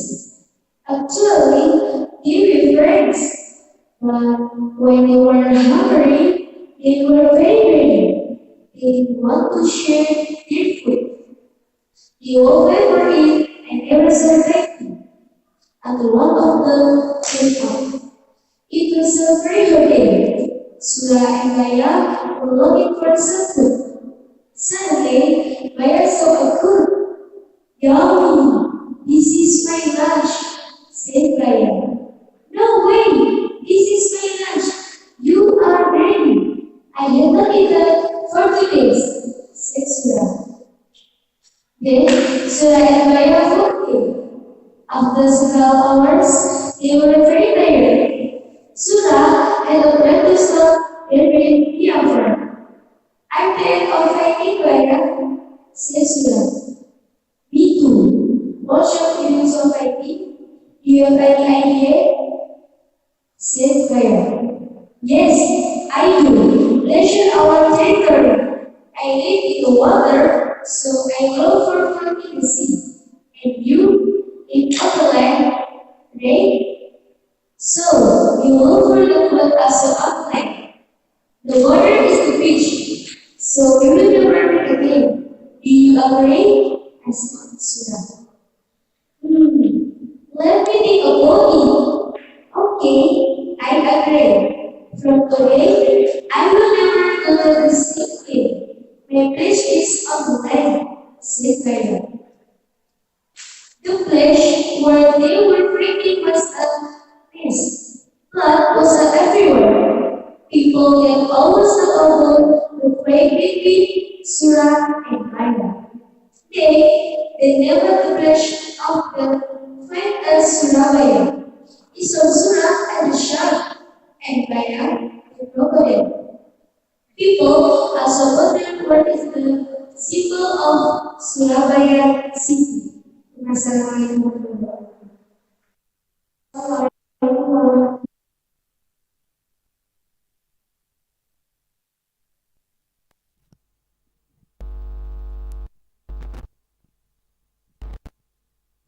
Ladies and gentlemen, this will be the end of the storytelling competition judging process. Thank you for watching, and the last I say, Tumassalamualaikum warahmatullahi wabarakatuh.